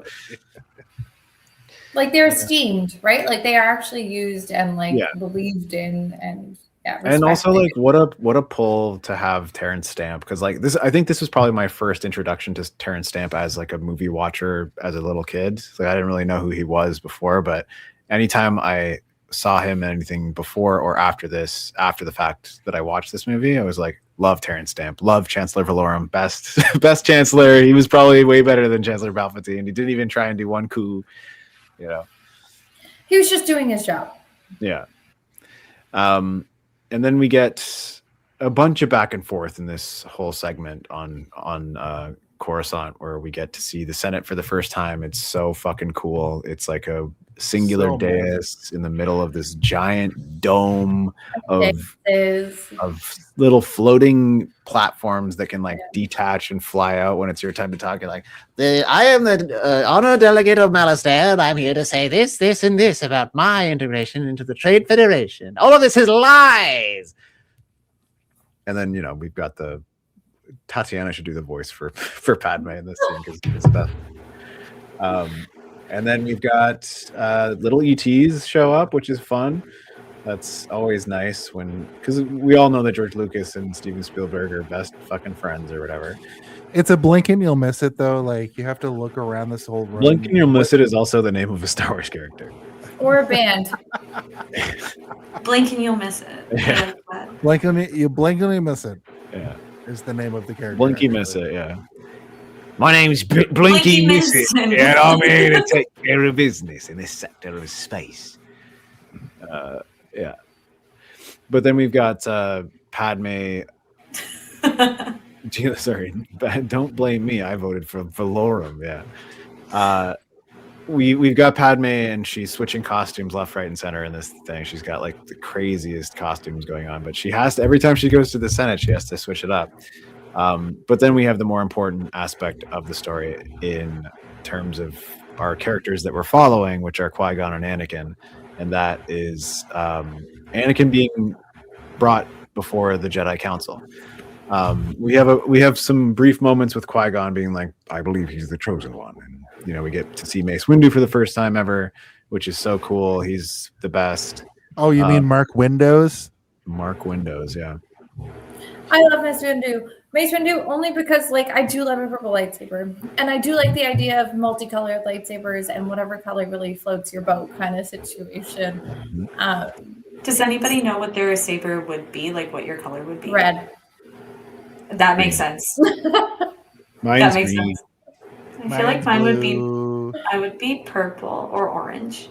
I'd give into the dark side even though I don't want to. I know myself and I would do it. I've seen you at the D&D table. You're like bombs for days. I get it. I choose power over morality any day, and that's just true to my core. Okay. Yep. Red. Well, Steven, Steven, I would wait for Steven. Tell us about Yes. Yeah. Beautiful.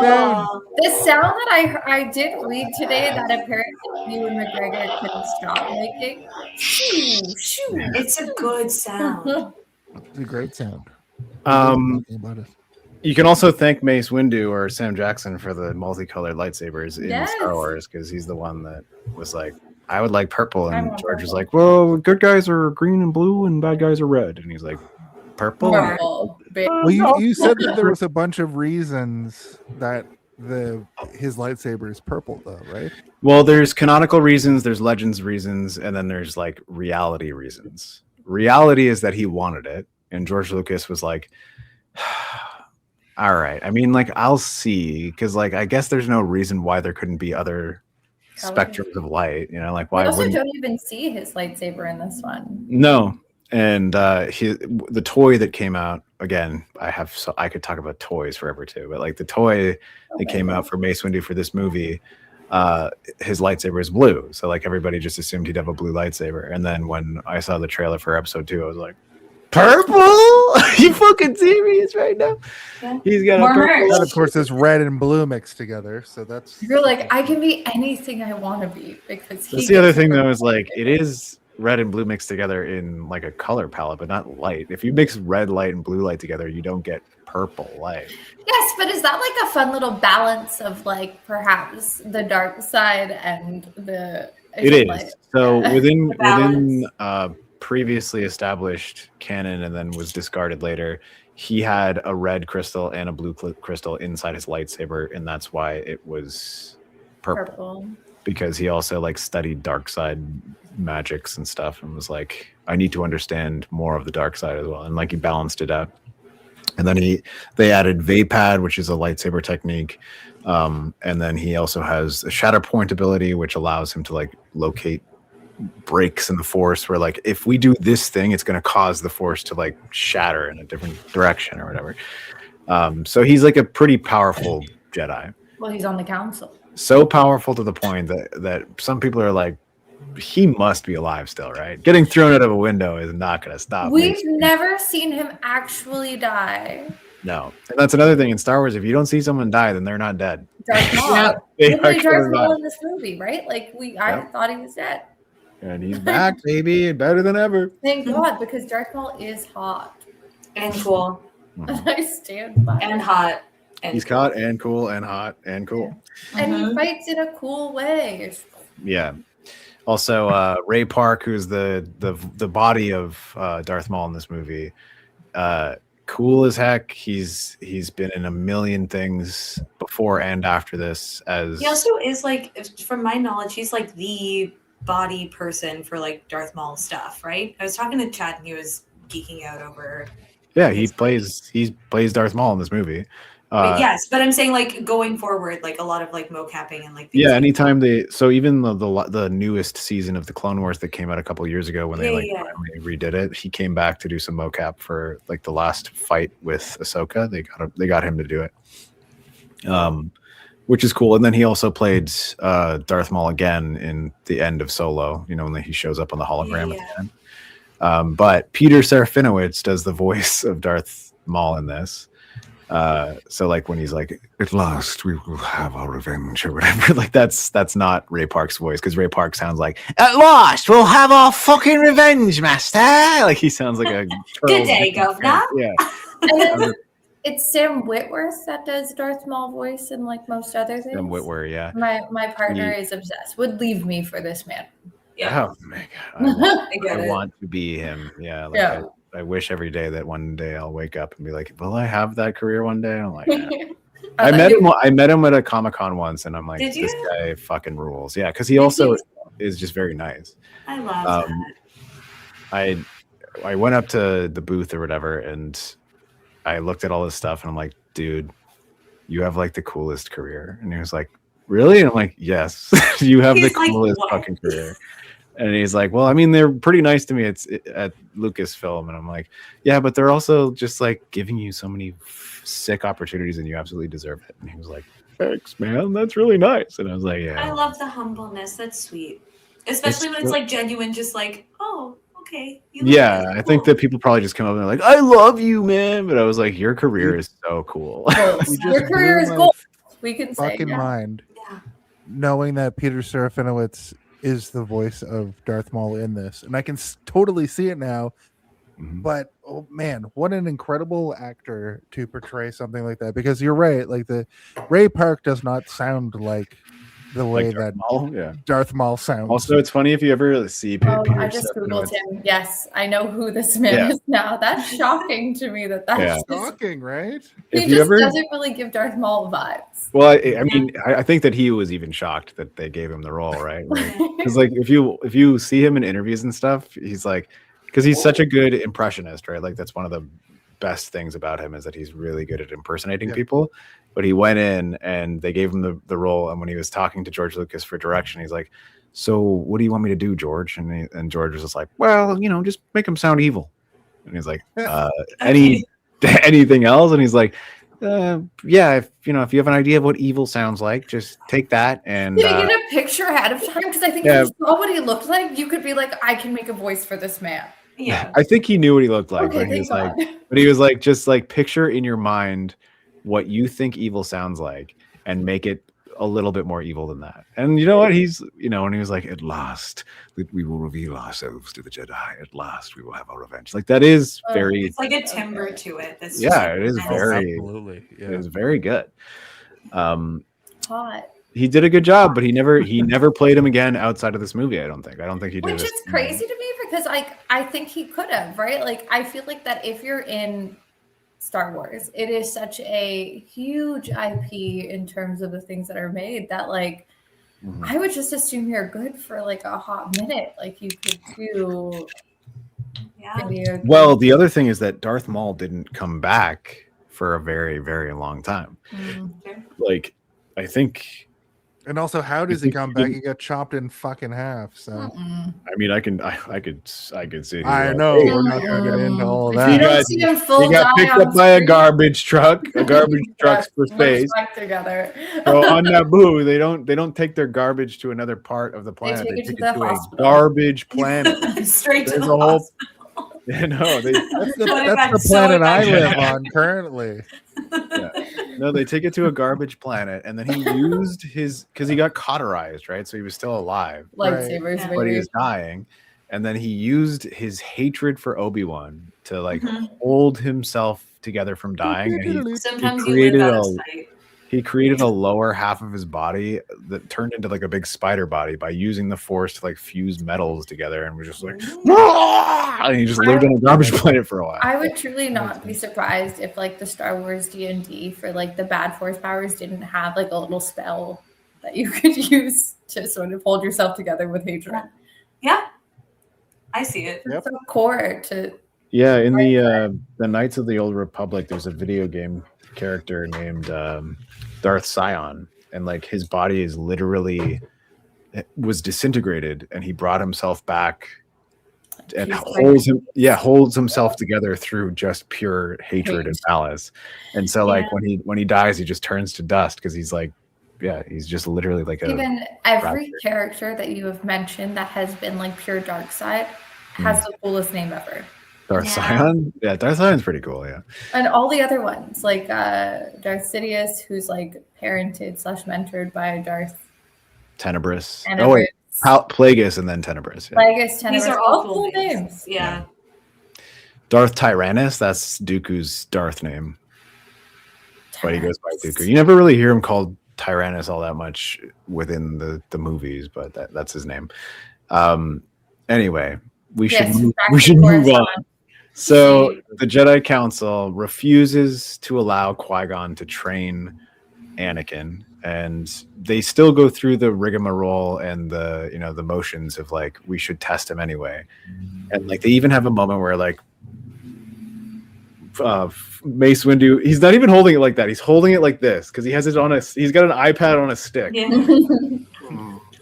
Like a selfie stick. Yeah, no, like holding it like this is that's too pedestrian. And it's truly like circle, triangle, back to circle, back to triangle. A cup, a speeder, a ship, and he's getting them all right. Every single one is right. And then he looks to Yoda and he nods and he's like, How feel you? And Anakin's like, cold, sir. He's like, Why and aren't you then scared? Kiadi Mundi's like, your thoughts dwell on your mother. And he does like a crazy, like the guy from. That's the big Bill headed Bell. guy, right? Yeah. Yeah, that guy. Yeah. Yeah, he's got a giant dick for a head. That's all I can see. And he's like, They're an I sense incredibly- much fear in you. and he's like, no, I'm not scared. And he's like, you are though. Like fear leads to anger, anger leads to hate, hate leads to suffering. And Just fair. I feel like Anakin accidentally walked into a therapy session, but he wasn't prepared for it. No, Like, he's you know, 9 years old and he's being judged for very normal 9-year-old feelings. Yeah. That is true. That is true. I don't mean the judgmental part. I mean the reading somebody being like, this actually might be what you're feeling. And they're like, actually, wait, get out of my brain. Mhm. Oh, He's- absolutely. Yeah. But they shouldn't be judging that kid. He's a kid. Yeah, he also is like he's too young to understand his feelings, right? But Like too old to Yeah. be trained. What a fun little space to be in. yeah, no, he's too old. He's too attached to his mother. That's the thing about the Jedi is that like Too they want attached. you That's to crazy. well, they want you to be detached from everything, right? So that you Mhm. only care about the Force and you only care about being a Jedi. So that's why It they, sounds they like a cult to me, but okay. I It think is. it's also like not even all like, it's religion. it's the whole idea of being like an impartial party for like judging situations. Like you're meant to be like an Completely impartial. detached, Yeah, exactly. Why else would we The send you canvas. into like If you only care about the Force and the Jedi and the Jedi Order and upholding justice and peace in the galaxy, then that's the perfect Jedi. But if you care about your family and any singular thing Weakness. in a galactic confrontation could compromise something that you care about elsewhere, then you're no longer going to be able to serve the Republic in the way that you should be able to. Yeah. And that's why they want you to be literally an infant when they take you, so that like you'll be like, I might have a mother somewhere, but like I don't really care about them because I never knew them. And then they just brainwash you to filth. Yep, absolutely. But Yeah. that's a thing that like Yoda, Obi-Wan, all of them, they eventually realize that. And what like in terms of like the destruction of the Jedi Order, they all come to that realization eventually, which is like Do you maybe think- we weren't doing it properly. Do you think it took sorry, this is like Star Wars question lore wise. Do you think it had to take Anakin doing what he did and like the balance kind of being restored technically with like our 2 Sith, 2 Jedi moment? Mm. Did it take that to have everything actually deconstruct for like Yoda and Obi-Wan to get it? Or do you think that like they could have gotten it some other way? Well, Just, like, think I of mean, them- there is disagreements in terms of what the balance means. So, like True, fair. saying that the end of Revenge of the Sith is the balancing moment. Some people believe that's what it was, and other people believe that the end of Return of the Jedi is the true balance, and that's what George Lucas says it is them removing the Sith, and the Force evens out at that point. Right. But I think that without the destruction of the Jedi Order, then they would have kept going in the direction that they were going, and they would have became more. They would have kept sort of like insulating themselves more and more and more, and Right. the Republic would do the same, and then they would have more. They would become like cops, basically. They would become. Right. Does that mean they like, become shitty like the villain themselves? They become ICE. Live long enough to Yeah. like become Yeah. the villain? Yes. Yeah. I had a version Interesting. of Star Wars that I thought was really cool that I wrote when I was like a teenager, where I'm like, what about like 1,000 years after Anakin dies, or it's not Anakin, Luke Skywalker dies, or 100,000 years after he dies, and the Jedi has become insular once again, but they are trusted by everyone. So there's outposts everywhere, and they basically just are cops. Yeah. And instead of one master to one apprentice, it's like a classroom of apprentices, and there's all these undertrained Jedi going out and just like having to deal with things, and like they never even have to turn their lightsaber on, kind of thing, and they just become That's like shitty scary. police. Yeah, I don't like it would that be, at especially all. if they can just stick a finger in your mind and be like, or "Tell me what happened." I don't like that. Which is kind of what the Acolyte was doing, which is why I was really into the Acolyte, where I'm like, It oh, was this a is great sort of show. like what I was thinking, where it's like Yeah. just they have such unchecked power. they have unchecked power, and they can walk into a town and people will be like, the Jedi are here, we have to.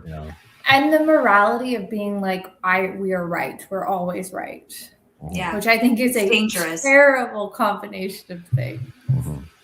Yeah, it's very dangerous.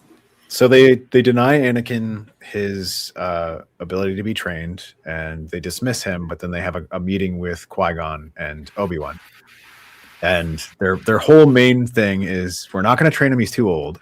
And then Qui-Gon's like, "Well, I'll train him then." And they're like, "No, you already have an apprentice." And he's like, "No, I have an apprentice, yes, but Obi-Wan he should be knighted today. Like he has proven himself over and over and over again. He's more than capable of being a Jedi Knight."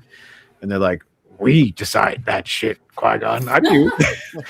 And Qui-Gon's like, okay, I have a problem with authority, so I'm gonna do my thing. But they do also say, but if they're going to go back to Naboo, you should go because there's something wrong here, and we know that the only thing that can stop it is Jedi intervention. So go with them back to Tatooine.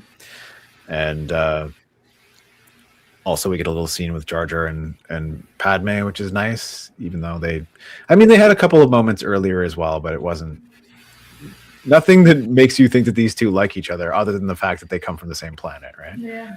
Goofy, silly moments, but that's it. Yeah. But you got to assume there's some horrible racism happening on fucking Naboo where they don't the Gungans, right? Because like you never see you don't see them interacting. It's not like they're like we have like a pre-existing like agreement. Which is kind of nice later in the movies, is that through episode 2 and 3, every time they go back to Naboo, you start to see Gungans there, like as like representatives, and just like they exist together, right? Where it's like, oh, there probably was some sort of contention between the two. Well, I mean, even Boss Nez says it like, "We saw no like the Naboo. They think their brain's so big." And then after episode 1, it's like, oh no, they've now sort of decided like, oh, coalesce, exist together. But this is the moment that which is also like, is he Darth Jar Jar? He's like, we need to make sure the Gungans come in.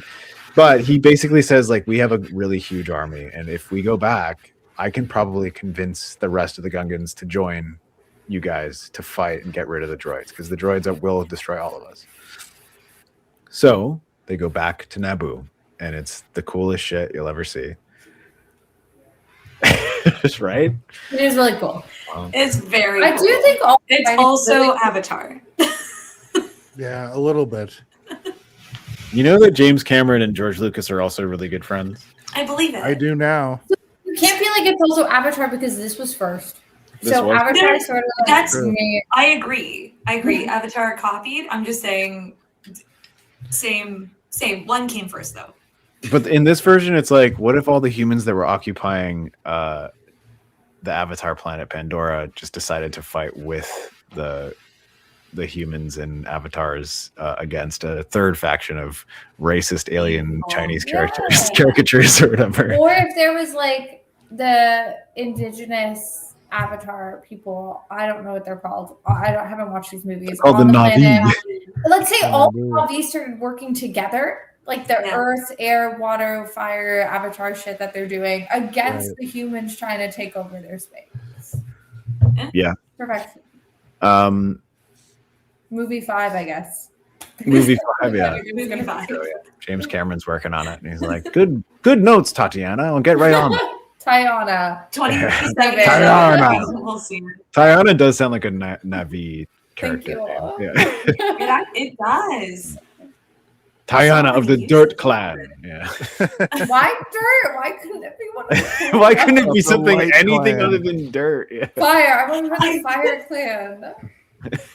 Oh, I see a fight in the future. PvP and D&D, I see it. Yeah. Listen, we've only PvP'd once, me and Tatiana, and it was the first episode, and I cut your head off. We were gentlemen about it. Yeah, we were. Why do you not make me the light? Yeah, come on. So they go back to Naboo. Everything tied up in a neat little bow, because as they're about to leave, Chancellor Palpatine shows up, and he's like, the vote of no confidence went through. Yeah. He's still a senator. He's like, the vote of no confidence has gone through, and they've put my name forth as the next shocking. Yes, no one could have seen this coming. And everyone's like, okay. And then she's like, but I have to go back to Naboo. And he's like, you can't go back to Naboo. It's too dangerous. You'll be killed. You'll be murdered. You'll be slaughtered. You'll be strung up on the streets. Your guts will be ripped out everywhere. And she's How like, horrible oh my God. for me. Yeah, he's like, well, if you have to go, you gotta go. You know, as they say on Naboo, if you gotta go, you gotta go.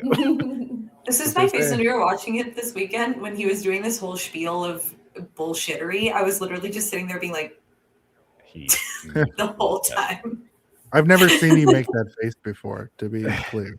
Just disgusted. But yeah, everything is going according to plan. Because remember when it's like I put forth a vote of no confidence, and like everyone's like, vote now, no, and then it like zooms in on his face, and he's like, yeah. But everything before that, where he was like that tiny voice, like that evil little like Jafar voice in the ear of like, you should do this instead, like blah blah blah. Like he just is such like an evil advisor-esque character. He's like, which I even when he's in the hologram at the beginning, he's like, the discussions didn't happen because the chancellor's negotiators didn't arrive. What do you mean? They're like, is this legal? He's like, I will make it legal. I'll make it legal. Yeah. Like bet. Okay. So they go back. They have to find the Gungans, which they do pretty quickly. They go to a sacred place. They go to a place that, for some reason, there's destroyed statues that look like humans and not Gungans. And then they are there and they have a meeting. And then that's when she reveals herself as the Queen of Naboo. And everybody goes, what? But like, that's how she gets them on their side somehow. She like bows and says like, you know, we are dumber than you. We're stupid idiots. And he's like, me so like this. Yeah. And then this is what I've been saying. Yeah, it's not the greatest, but it's, you know, whatever. And it's a power move. Yeah. Political. We have a few more back and forth between a bunch of different characters, but it's all more or less the same thing, which is like the boy's important. This whole thing is leading to something, and it's mostly Qui-Gon again being like, the living force is important and everything about it is frightening me, but we have to go in anywhere. And they do. The end fight is pretty great because we've got like the mists and the Gungans coming out on their weird. I love when they put the shield up. Yeah, so fun. Also, the shield being very reminiscent of the shield that they have in Under the Water. Like it is permeable, but it gas. Because I did watch it again, and I was like, no, this is the exact same kind of. But lasers can't go through it. Yeah, like, walk through it is really cool. Yeah, it's also like it's got a bluff to it as well, right? Like if you have also, like an army being like, my lasers can't go through this, so like we shouldn't, and like it takes some time to realize they could walk through it, but that'd be scary. Like if I lived in Star Wars space and I knew that any portal I walked through could be a laser that could just shred me to bits, I wouldn't want to walk through it. But also we know, like, it's obviously, so Brent Burt is the guy who edits the movie, but he also the way he started was the sound. He was like the Foley guy for the original. Was that the person I was supposed to stop you at if you start talking about? No. That's Rick McCallum. I haven't brought him up yet. Sick. But he created the lightsaber sound effect. He created the blaster sound effect. He created all the very satisfying sound effects from the original Star Wars movies. But he did the same in these. And you got to admit, like Sebulba's pod racer, like that sound is like so satisfying. But awesome. One of the most satisfying sound effects in this movie is when they're the tanks are shooting like and hitting the outside of that big shield, and it's like, and it sounds like this like it just echoes through the whole bubble. And you're like, oh my god, that noise is so great. But those soldiers can just like walk right through that bubble too. Yeah, it took them a while to figure that out though. The way I feel about it is it's like kinetic energy that's, you know, via light or sound or whatever. Like if it hits that, it's, you know, like those like that gack or whatever, like if you punch it, it's like and like it stops your fist, but if you just slowly put your fist through it, it'll go in. Like plasticine? No, it's cornstarch and water. And water mixed together, yeah. What's that called? Shit. It's like the surface tension will tighten when you hit it if you hit it with if you move too fast, it's a solid, but if you go slowly, it's a liquid. Mm-hmm. Yeah. That's what I was thinking about the bubble. And I think that's exactly what they were going for. But that's where the battle starts, right? As the Gungans come out, and because the city has been infiltrated by the droids come out with their big like ships, and they have the racks of the droids, which the racks are cool, right? Like they Every time you see them in like movies, games, any of it, you're just kind of like, this is so classic, right? Like, why wouldn't they come out on racks? They're just material, right? Like, it's just 3D printing, essentially. Yeah. Yeah, And it also that's scary too, like because it feels like armies that just don't and stop. then they all when they move at the same time, it's all very cool and interesting. Yeah. And then we get the infiltration of the city. They get to the hangar that we saw them leave from originally, and this is where the fun begins, as they say in Star Wars language, which is the hangar door opens. There's one guy, and everyone's like, "Oh shit! Who is this guy?" Give him room. And he puts his eyes are just like immediately wide, and he's like not blinking. And everyone's like, "Okay." And obviously, Qui-Gon and Obi-Wan are like, "You guys should probably move on, and we'll handle this guy, this clown."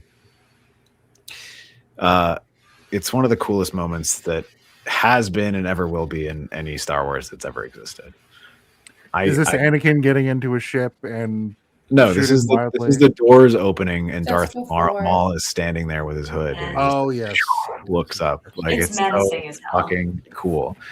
And it's shocking to me that they didn't even try to do something like this in any of the new movies. Like, why not have a long wide shot open to show something small that's like, yeah. It is interesting they wouldn't recreate that. And they never did. Weird. And it's beautiful.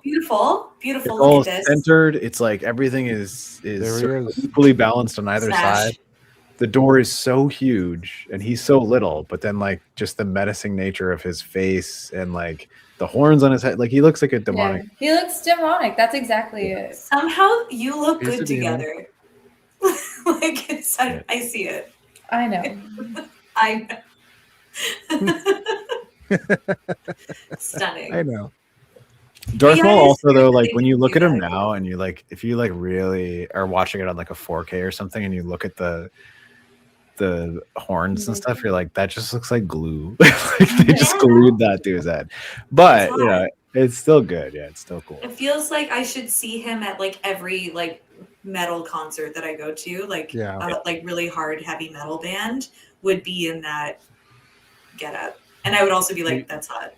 That's the makeup you got to put on to go to a metal concert. Oh God, he's a drummer, isn't he? That is my type. That is just what it does set up, like the fight, like just to have him there, and then to have the only people that can truly fight him, and to be able to sit there, like again, this kind of brings me back to like this whole movie in so many ways does feel like D&D to me, where you're just kind of like, we have these things, we've got these tasks, we're going to here, and then we're doing this. Like this feels like you have to fight this person. It's also like the other people have to figure out how to get the rest of us through. Yeah. The boss also is there, you can't get past it. You have to. It's also like the ultimate splitting of the party as well. Yes, right? Truly a party split of like Padme goes with Panaka and they go into the palace. Anakin gets into the ship and Qui-Gon's like, stay in that cockpit, Anakin.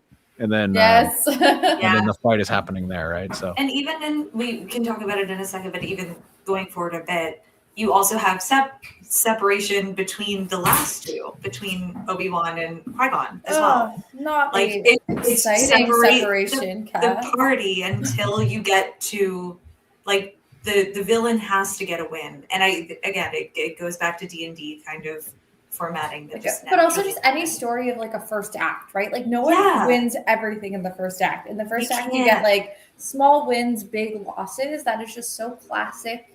But if the villain loses in act 1, then there is no other story. You have to like give them something, and you sort of feel like the villain loses a bit, but like it also doesn't feel great because it's at the same like a cost of your own kind of like hero in this. Yeah. And I will also say, like, a lot of people complain about this last sort of like battle sequence because it's so split between actually four things happening, right? It's Jar Jar on the battlefield with the droids, Anakin in space, Padme going through the palace, and then the Jedi dueling. It is a lot going on, right? I love it. I like it too, and I feel like every time it cuts to a new thing, especially when I was a kid, I was like, I'm loving it.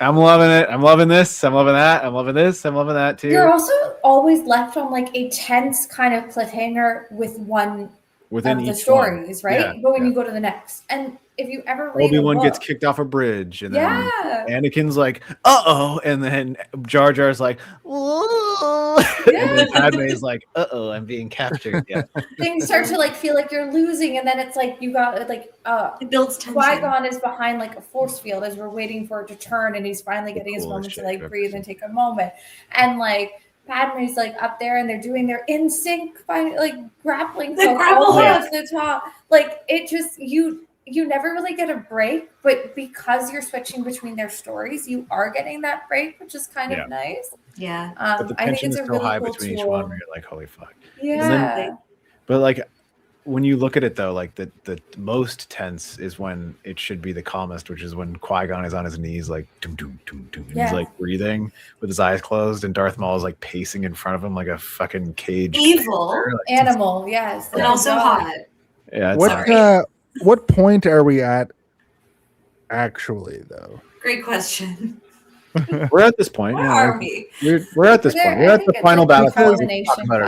Because so once the music kicks in, I never realized before that the music kicks in at the part that we all like much earlier than when we perceive it to. Right, but you and also then, in your brain you believe that the music, the yantun, bum bum, yantun, is playing throughout this whole thing, which is not true. Exactly. Every time it cuts away from the Jedi fight, that music stops and different music plays.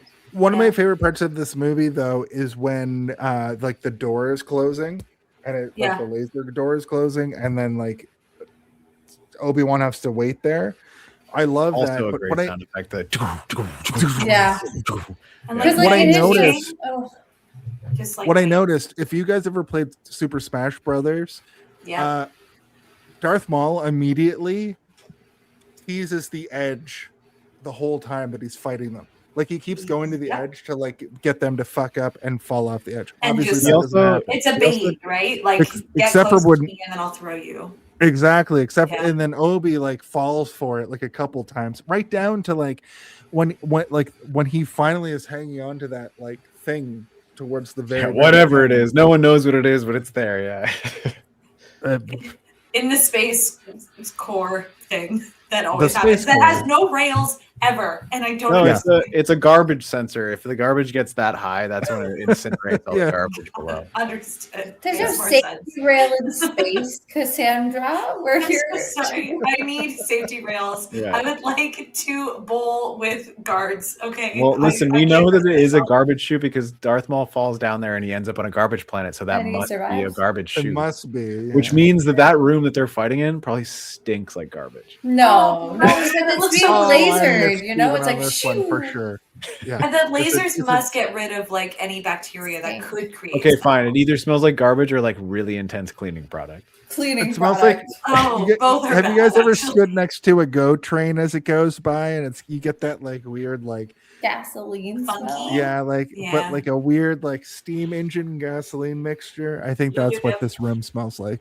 I can see that. I also do want to just an honorable mention within the fight itself, because this is the first true lightsaber duel that's been brought to the big screen since the old Star Wars movies, and they're pulling no punches here, and they're doing shit that is so fucking cool. Well, they have to slow it down in post, I know, right? Because they were going too fast. Yes, yeah.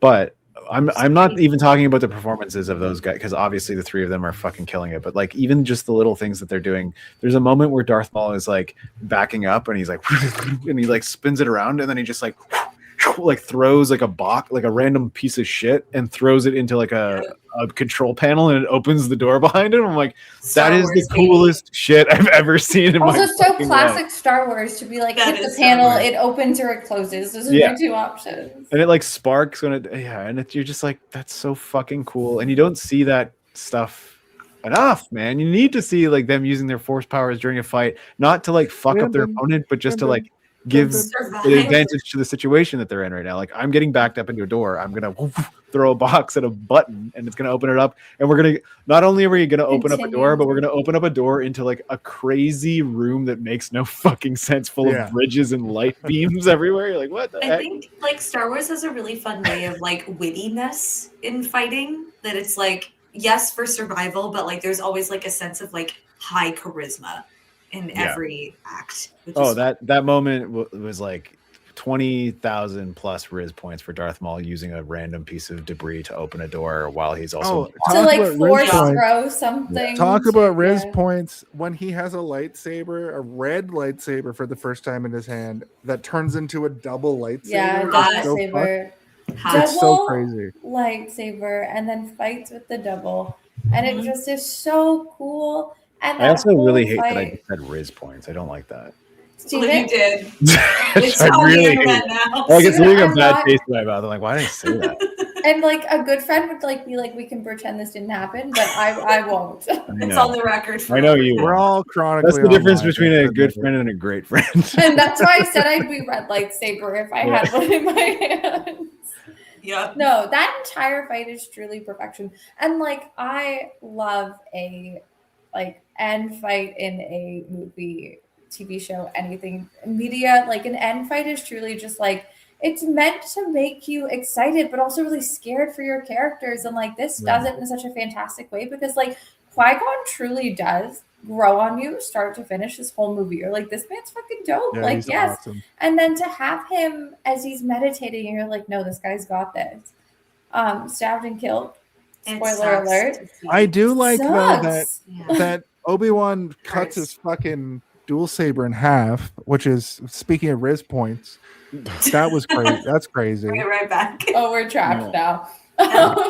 Going to more risk points, I don't think Padme. I do think Anakin gets a lot for his mistake, which is he mistakenly did stuff to mistakenly end up in. Whoops, this is not good. Yeah. Oh no, really, we're on dude? autopilot. Oh no, we're in here now. Oh no, we've hit an engine. Everything's oh, no. overheated. That's a whoopsie. Yeah. Oh, To no. whoopsie into winning is so fun, but also like he does kill it. But like to kind of Literally. counter that with the crazy fight happening downstairs, like once Qui-Gon does get stabbed, and it's again like Obi-Wan feeling like he does feel like a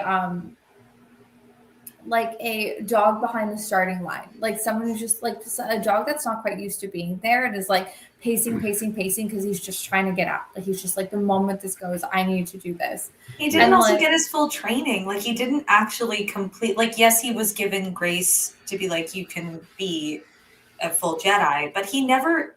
His training wheels were kind of still a little bit on. Yeah, He and was I also waiting like for his moment to do it. now that we've posited that this is a stinky garbage chamber. I now understand what those doors are for. Those are like they like Scent they're doors. smell elimination chambers. Yeah, it like burns away smells. The laser beam doors are to get rid of the smell of the horrible chamber. I You want dig to it. smell straight oxygen, baby. But yeah, this is the other thing is like we saw them use their super speed at the beginning of this movie, and Obi-Wan did not use his super speed to get down that hallway. He didn't. But maybe he couldn't because he was getting kind of fucked up during that. Remember, he gets knocked off one bridge to another bridge, and he's Yeah. kind of gassed. He's I bouncing also all can around. imagine like this, like it could be intimidating, right? Like even if you have all the skills right in front of you, And he believes in his Clearly- master the whole time too, right? Like he's, absolutely. Like Qui-Gon, like he's been through it. This is not his first rodeo, but like for Obi-Wan, like this feels like first real shit rodeo, well, they've never encountered a Sith. The Sith have been extinct for a millennia. right? Yeah. Don't you And know it's that? like why wouldn't you like kind of freeze and like maybe not know how to use everything that you've been taught? Like it's putting it into practice and then having those moments of But like, I hesitation. guarantee that Obi-Wan's thought Not really. process during this whole fight is, I'm in danger. I might die, but Yeah. I know Qui-Gon won't. But I'm not worried about him. I'm just worried about myself. You maybe should. And then he dies. Qui-Gon He dies. dies. Yeah, Yeah. and it's like holy Fuck. shit. Yeah. Hello. Yeah. Hey, Monjo. Hello. And I think that it was shocking as a child, but it's very necessary. Qui-Gon dying is absolutely necessary for the rest of the trilogy I agree. to unfold in the way that it does. And to see Obi-Wan go into rage mode after seeing his Yeah, and what I mean by that is that like Trainer Obi-Wan never again after this moment goes into that level of rage that you see here ever again for the rest. Even when he's fighting Anakin, it's like more I don't know, when he's yelling, "You were the chosen one." I think that's he not gets rage. I think That's not rage, that's Jason. If you read that as rage, you are a fucking That's fool. parental He is disappointment. crying while he's saying that. Yeah, like there's like a lot of like probably like disappointment, shame, guilt. His heart sadness. is being ripped into shreds in that You're moment. like a parent at that point, right? Like he's like dad mode in this. Like this is someone I've trained, I've like raised since they were. What 9 he's years feeling for old. Darth Maul in this What? moment is rage. Rage. He is giving into his rage, and he's like, Revenge. and he's doing the thing that a Jedi should never do, and he realizes that after he cuts him in half. And then he also like shuts all of that off going forward, right? Yeah. Which like is not balance, to be fair. Like you can feel rage and you can also feel not rage. But It's the opposite of rage. You telling me I can feel rage and I can also feel not rage? Hold on. And I can choose in this exact Tranquility. moment what I feel. But Well, like I think to that be able as to soon like as feel he- that and then turn it off is not good for a Jedi or anybody going forward. You need to be able to feel rage and be okay with that. But like if you don't, then you stunt it and then you But it get also into what it also rigid does set up behavior. is the fact that Obi-Wan is absolutely not ready to train Anakin at all. For the first Sith that he ever fought, he gave into rage, and the only reason he won is Cut in because half. he was enraged. There is an argument to be made that when he like throws himself up and cuts him in half, that is him letting the rage fall away into that pit beneath Okay. him. That's And interesting. he's doing what Qui-Gon has been telling him to do, which is feel the living force. And then there's even more argument to be made that like later on, the high ground is the thing you need to have. I have the high ground, Anakin. He did not have the high ground there, and he still won. And it's because he let the rage drop away, right? But I don't know if that's true. I don't know if that's what the intention was, but all I do know is that he won. And he's clearly at some sort of level of peace in that moment as he's being taunted by Darth Maul, who's just like hitting the edge and sparking it, which is really cool and intimidating and hot. Yeah. And hot Yeah. and cool. Yeah. So anyway, he kills Darth Maul. Anakin blows up the ship. All the droids fall down. Jar Jar Binks is like, "They's all broken," and Queen Amidala arrests Newt Gunray. We didn't really talk about the Queen Amidala part. It's pretty cool. She's going through the palace and just kind of taking care of It's business. a lot of blaster stuff. Like It it's is. cool and classic. Doing some cool spy shit. I gotta say, Like, I really really fun. was into something I wasn't into as a kid, but I realized later, I'm like, their costumes, like the Theed palace guards, pretty cool. Like I kind of like yeah. the way they're dressed. Like they have this cool sort of like rubbery. I don't even know what you would like. It looks almost like someone who would be like a bus driver in like the 40s or something, but with like extra tailcoat stuff going on. Yeah. Like a milkman, like a very powerful milkman. Like a very powerful milkman. You know what I mean? I do. I get it. And yeah, he holds Qui-Gon as he's dying, and Qui-Gon is like, the boy must be trained. And he's like, I promise, Master, I'll train his ass. That's a good Ewan McGregor. Damn, dude. That's good. I do a good Sorry. Ewan McGregor. It's a good Obi-Wan Ewan McGregor, right? Yeah. Like that's a good one. Solid. I'll be right back. Okay, bye. And then we push to Yoda, I think, just like, or is that after the? Is it after the? No, it's not. It's You should have it's seen it. Qui-Gon. It's Qui-Gon's funeral. We have the ending moments of the battle, and then we cut to Qui-Gon's funeral, and Qui-Gon is being burned, which I think is how all Jedi are are probably dealt with after, unless there's sort of cultural specifications. I don't know. I But feel like that seems like kind of like old. Where if I think about Star Wars based off of also real life situations and like different cultures and beings, well, they're supposed to return to the Force, and I guess right? It kind of makes sense of like what has happened historically with people. I mean, some people in Star Wars, when they die, they just turn into an invisible energy. Like they literally vanish. Haven't seen that in person, but sounds rad. You haven't seen any of the other Star Wars movies? The Force No, Ghost? I haven't seen Yes. somebody in my life die and then turn into a Force in Ghost. real Okay, in I was life. like, Force Ghosts are real. No, they are real, but just in this. Sorry, I was talking about real life for a second. I'll dive back in. Yeah, I've never seen somebody die and turn into a ghost as well. Right, but it would be cool. But yeah, like in Obi-Wan in A New Hope turns into basically nothingness when he dies. Yoda does the same thing. Luke does it in The Last Jedi, and I think that's it in terms of live action deaths. But what do you guys think you'll turn into when you die? A Force Ghost. A pervert. Oh, a god. A god. Wow, what a scale. Yeah. I think that infinite nothingness would be my. That is a scale. It starts at infinite nothingness. God is at the top, and there's like me and Steven are in the middle somewhere. I just turn into a pervert. I'm like, ooh, you wanna smooch? Here's what I'm going to turn into. Sorry. It was Taco Bell. Taco Bell order. Oh my god. Oh, I didn't even know Taco Bell still existed. I just fucked around and found out. Did you get like a Crunch Supreme? Because like This guy's trying to force diarrhea upon himself. 2 Crunch Supreme. hey, one. They're good. And a Baja Blast? No, No. we're not Baja Blasting. We're at I'm the not fucking crazy. parade, Cassandra. Also, Come on. Baja Got distracted. I think that's what those things that the Gungans throw to each other are called, the Baja Those Blast. those balls that Jar Jar bounces off of that ship accidentally, definitely Baja Blast flavor. It's Baja Blast coated. So, Qui-Gon is funeralized, and Yoda and Mace Windu are like, I don't Always, trust this kid. always true there are a master and wanted- apprentice.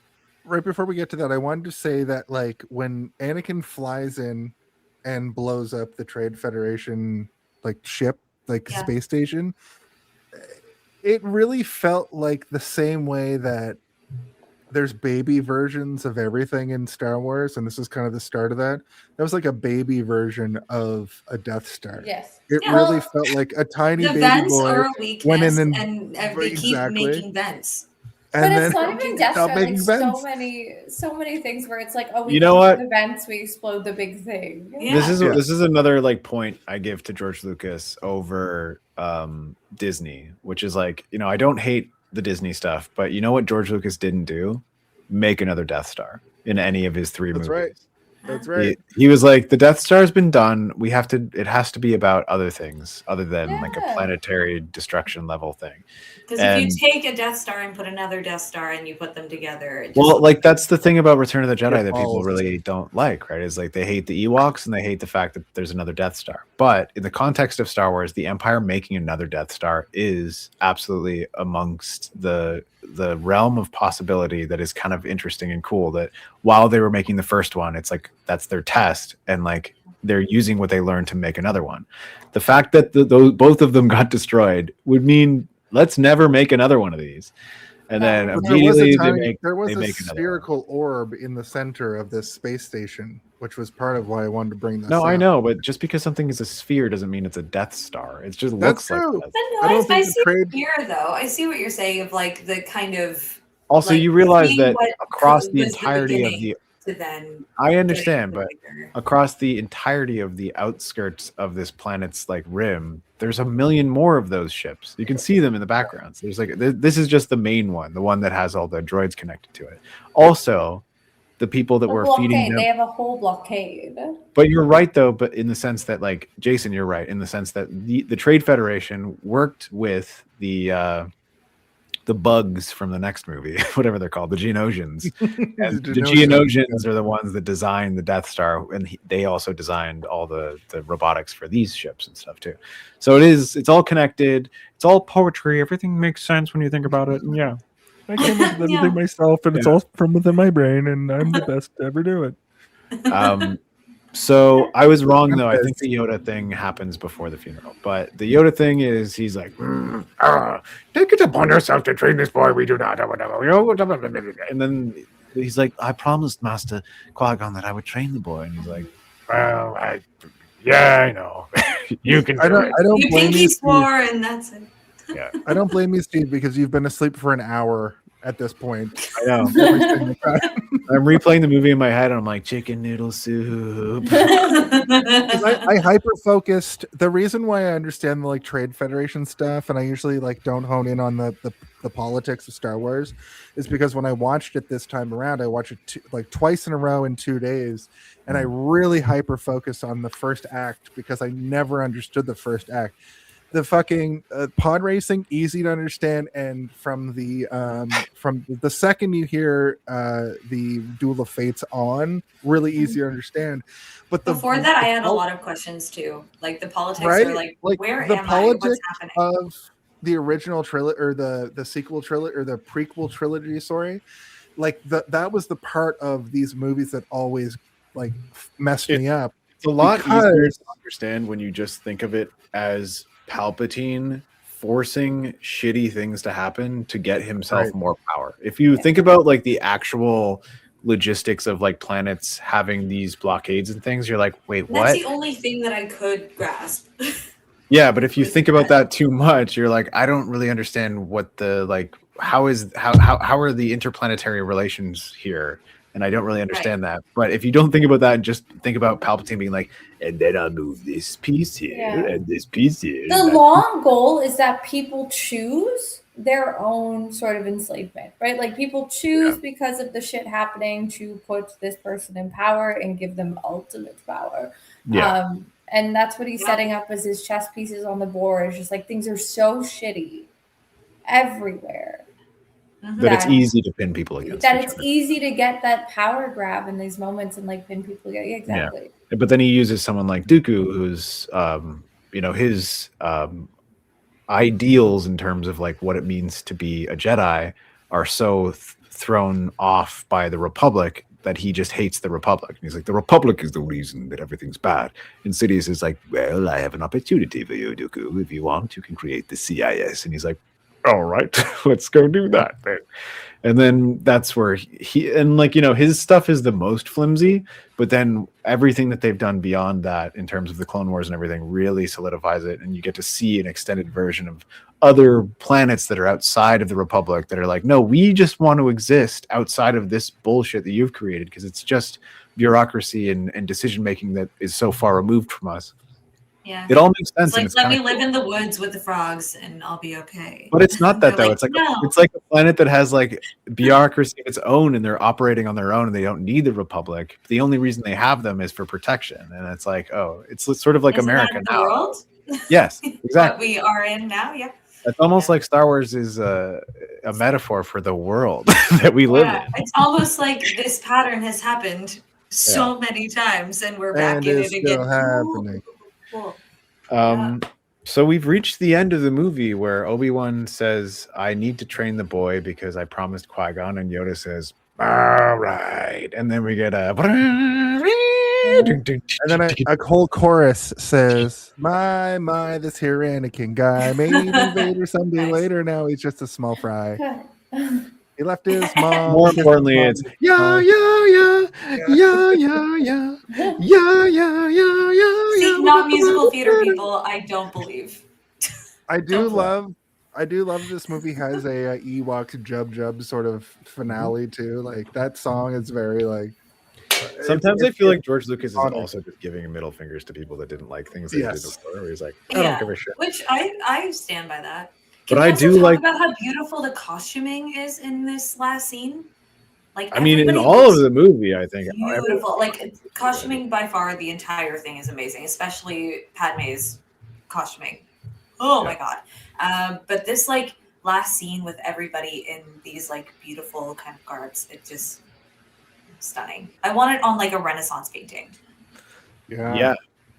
I also like that like the parade is almost entirely orchestrated by the Gungans, and it's like their introduction to be like, hey! And like all the people are like, yes, yes. And like, aren't these the frog people that try to kidnap our children or whatever? Like, it's like, yes, they were. there's probably so much weird propaganda that exists in Theed to like set up like hatred between the Gungans and the humans. Oh yeah.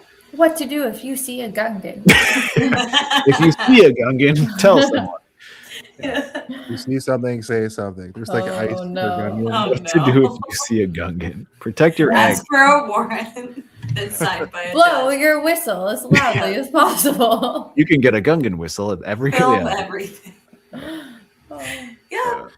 Well, should we go into a Home Alone of it all? I Yes. suppose we We can do should. it. If you had to pick one, What do you think but the Home when Alone of it is all? the Home Alone of it all? Can someone please tell me when the Home Alone? I of it really all gotta happens? know. When is the Home Alone? What of it all? is the Home Alone of it all? Now that's the Home Alone of it all.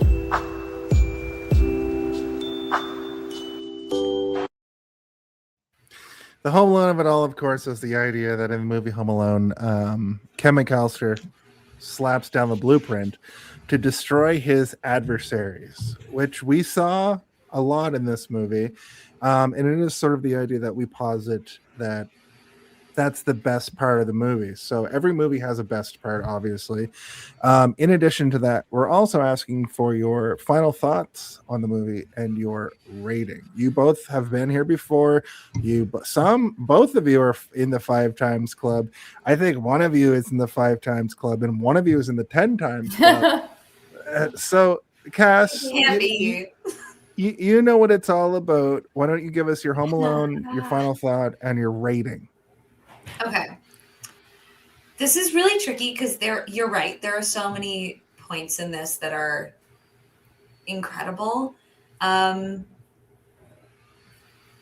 first thing that came into my head was actually really early on in the movie for me, when they're like underwater in the ship and there's like these crazy sea monsters, also maybe sentient. We don't know what they are. They could be just full aliens. And they're like trapped in a cave in their ship and the power goes off.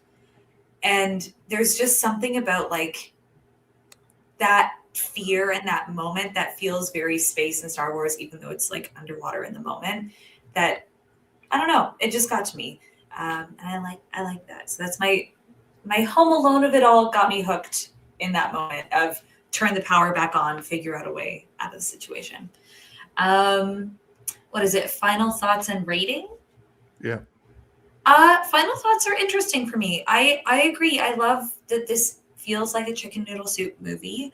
I came into today's episode and I was like, I have some notes, but I really don't know what I'm going to talk about because all of this just feels like it's happened to me and I've been part of a story, but I don't necessarily have a bunch of like themes to take out of it. So we'll see what happens as we talk. And clearly we talked for a long time. So a lot of things came out of today. It's a good therapy session. Same thing happened. This is easily going to be our longest episode. Yeah. I think this movie is beautiful. It does make me want to watch the rest of 2 and 3, even though I probably watched them when I was a kid and I don't remember them. I want to go through the whole thing again. It's just nice. It feels like a big kind of like warm blanket in a cold time. And my rating, I would give it a solid yippee. And that's my rating. Holy shit. That's a good rating. That's an incredible rating. I love that. Thank you, Cass. You're obviously welcome back here anytime. Tat. Okay, I think hit us with it. I think my Home Alone of it all is like genuinely like just when they land on Tatooine and you get to see the scope of Tatooine. Like I just think that like to land and see this like super desert planet, which like does come up, Tatooine comes up in so many other shows and stuff. Like it kind of just like drops you home in a way. Ooh, which almost makes me go back and say my Home Alone of it all is like the moment they do the dun da da da, and you get to see like the crazy scroll. So maybe it's the scroll that's the Home Alone of it all to me, because like that immediately brings you into Star Wars and like the story you're about to see. I think final thoughts. It has been a while. No, it hasn't been as a while since I've seen this movie. I think I watched like 4, 5, 6, 1, 2, 3 a couple of years ago for the first time, like all the way through. But I feel like 1 almost got lost in watching like all 6 all at once, because like it is a lot to kind of watch all the way through. So getting to watch this again, it was so much more enjoyable than I remember. And I think I was almost influenced by like the rhetoric around this film about like around like that's out there. So it was nice to watch it with my own opinions and thoughts and actually just sit there and be like, no, this is actually like a really enjoyable movie. And like there's so many fun moments and there are really fun characters and there's really cool fighting, and just I really enjoyed it all the way through. So I think in terms of rating, I would give it 1 out of 6, but that's just because it's episode 1. Okay.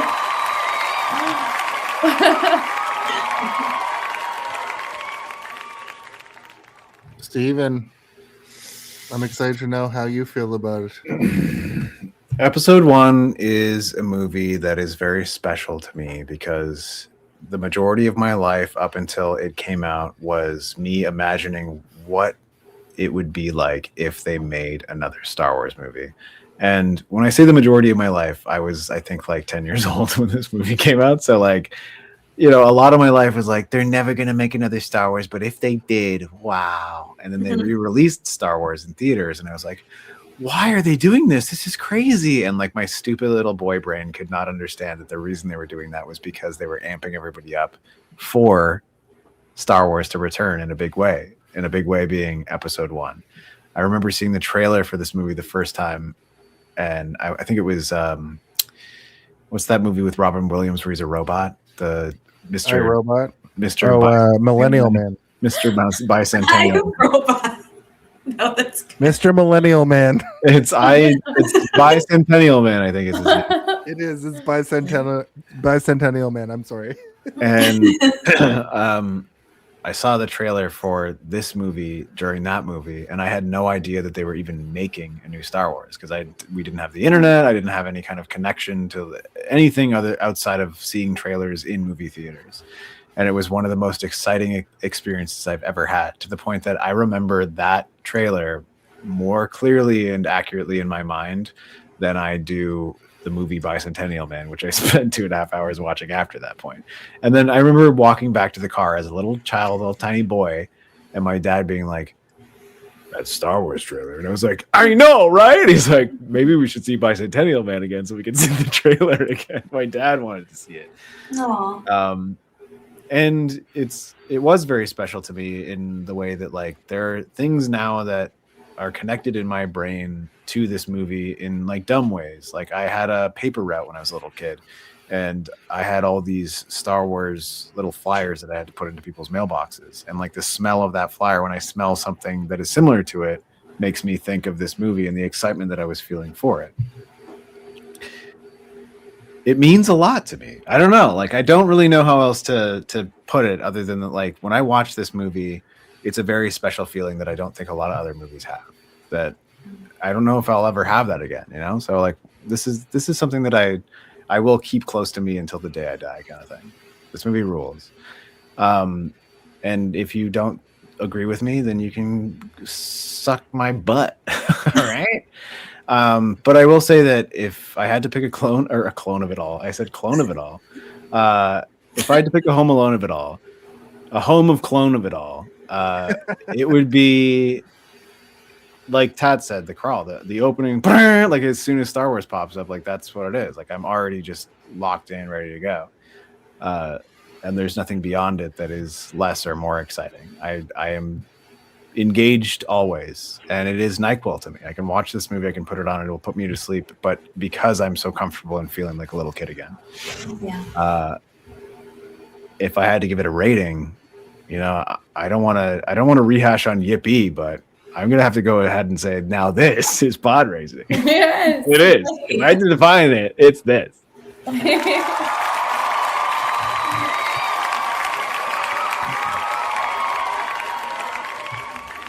I'm not going to mince words, and I thought about this all week.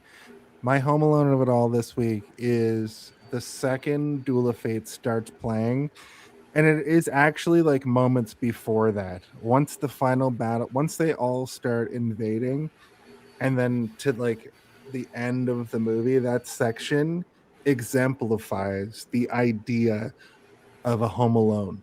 Like, Anakin sets up the traps up in space. Jar Jar Binks sets up the traps down on the planet. Obi-Wan and Qui-Gon Jinn set up the traps in the trash zone. The trash zone. Literally, like the song starts to play, and then there's a space, and then the song amps up, and that whole section is my Home Alone of it all. Aww. My final thoughts are like, I used to hate this movie and now I don't, kind of thing, because I think that I didn't. A lot of like people it of our properly. age are that, because we got poisoned by a bunch of haters, for a long time. Like early proto-internet really fucked us all up, and now I have a shield up against internet haters. So at the end of the day, everything about this movie works. It just isn't what people expected of a Star Wars movie back then. But now I've watched all the TV shows and I've seen all the sequels. This movie is right in there as one of the top Star Wars movies for me, as top Star Wars things for me. It's entertaining. It has a great first half that is, politically charged, but also easy to follow.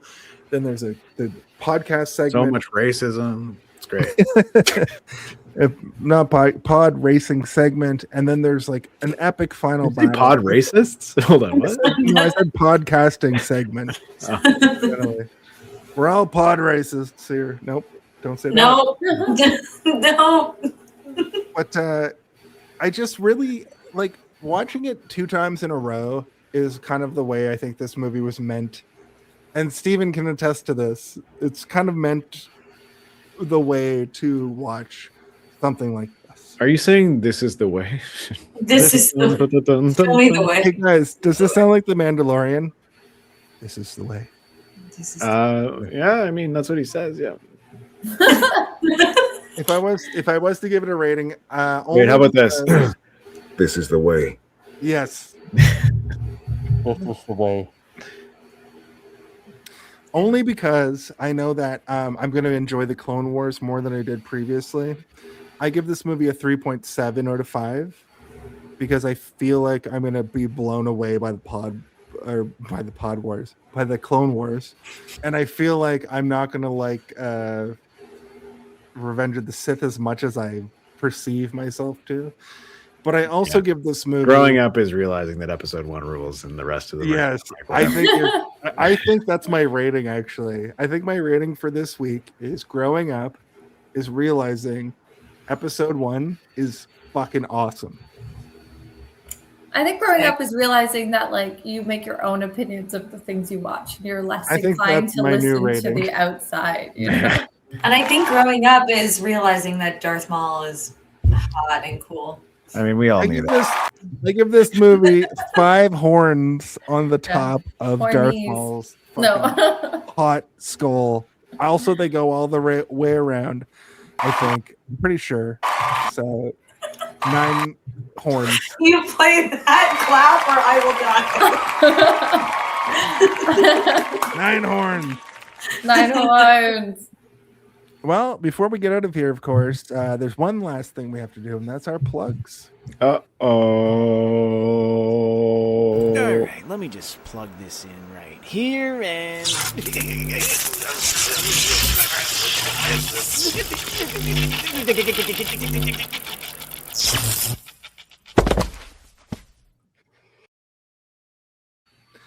Cass, what do you have to plug? How did your commercial do? Oh, good. It was great. My butt looks great. I waited and waited and waited. I watched so many television shows. I didn't see it a single time. Please send it to me. I tried to Google it. Cassandra's mind. He kept, he was like, Cass's ad. I Googled Cass's ass over and over, and I couldn't find I nothing. typed ass into Google and I got a whole bunch of different stuff. Yeah. There's like a fine line of Googling. It's okay, I'll teach you later. But no, it went great. It was lovely. And I don't know. I don't really have anything like to plug right now. But I'll like shout out to you guys. Hell yeah, thanks for having us on and running this stuff. Thanks for coming for episode 1. This was great. Yeah, I chose This this. is the one that people don't like the most a lot of the time. But Steve and I chose this. I was like, listen, give me the one that people don't like the most because I think maybe I can do that. I was surprised to be thrown in, Right. team. Yeah. When I say most people, I don't include myself because I fucking love this movie so goddamn much. You have actually like changed the next like week or two of my life because I will be watching all the rest of them. Yeah. Also, wintertime feels like a nice, cozy time to just sit down and watch Star Get Wars. into the wars, yeah. You know? Made these people do Star Wars for the You're next. sitting in a corner, you're like, weeks. it's very cold. And then you're Take like, me to Hoth. you're from a very warm planet. Yeah.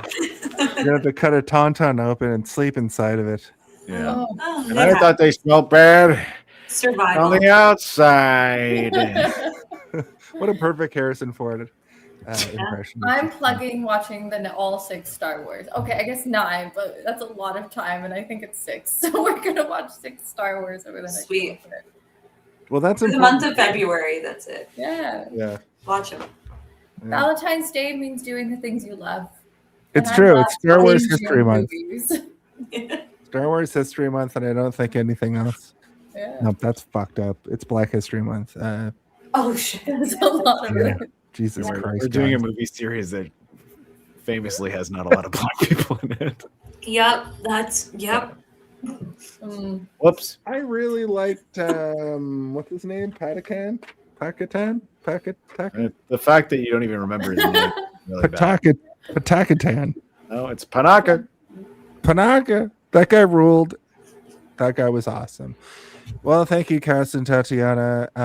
Steven, what do you have cooking on the back burner this week? Well, as always, I like to plug Stanland. You guys should check it out on Sonar and all places you can get your podcasts. I'm in that. We've got a new show coming out very soon called Randy, which is an old show that we've dusted off and we've brought back. It never saw the light of day, but it will soon.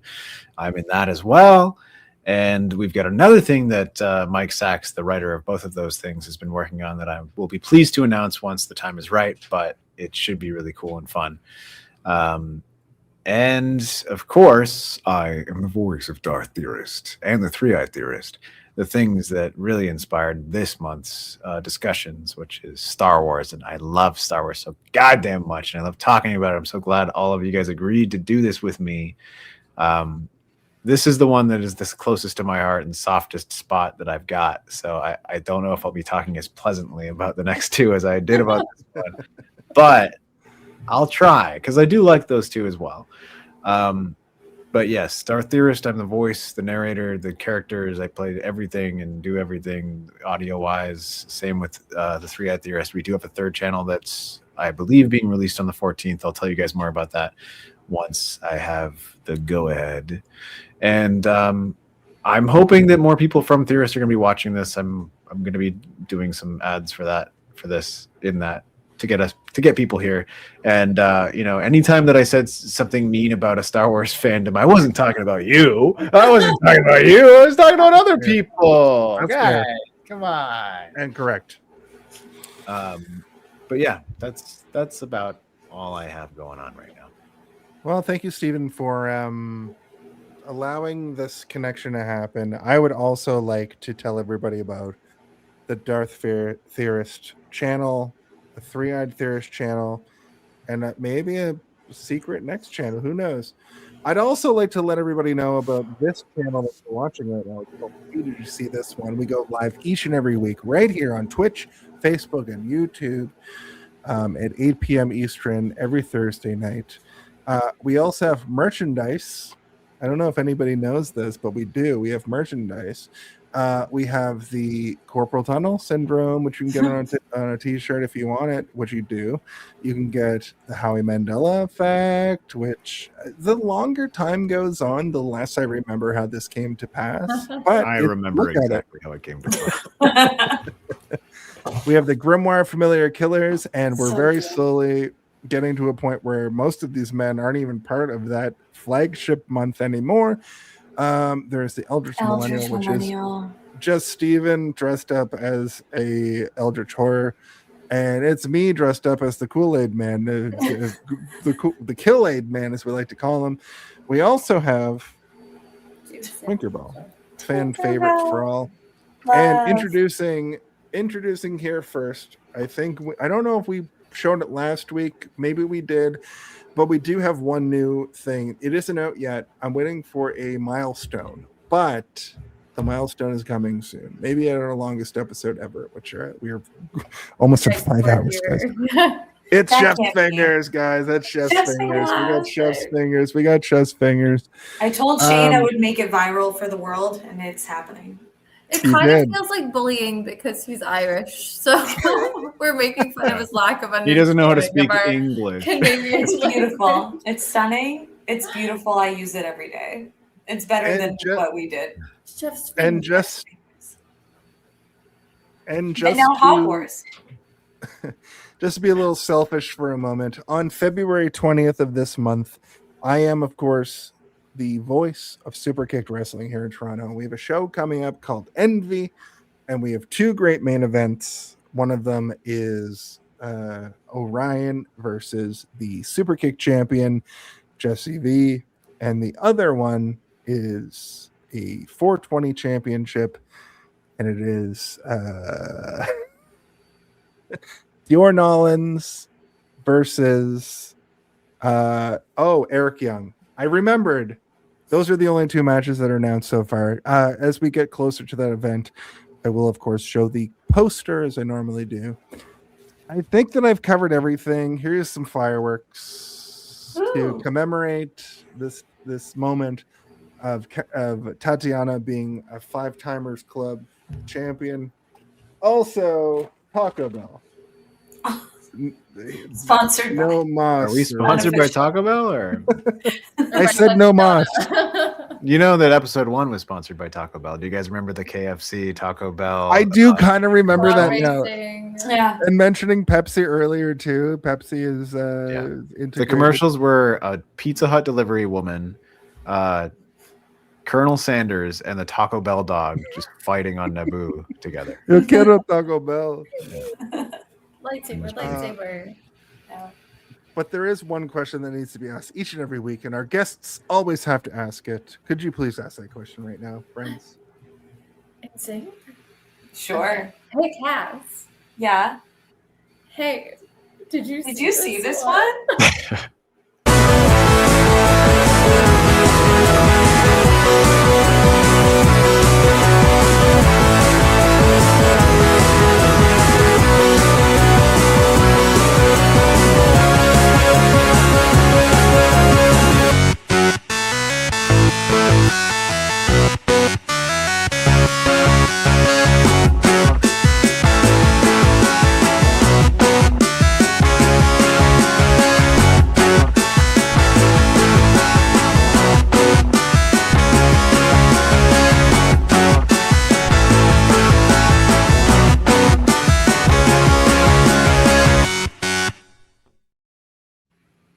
Have you ever encountered a Jedi Knight before, sir? Well, no, but I still have the braid. No, too much. Is that too much? It's beautiful. It's stunning. Have fun squirting upstairs with the color clown. No, I don't. Welcome to my squirt room. No, I don't want to What be color? here.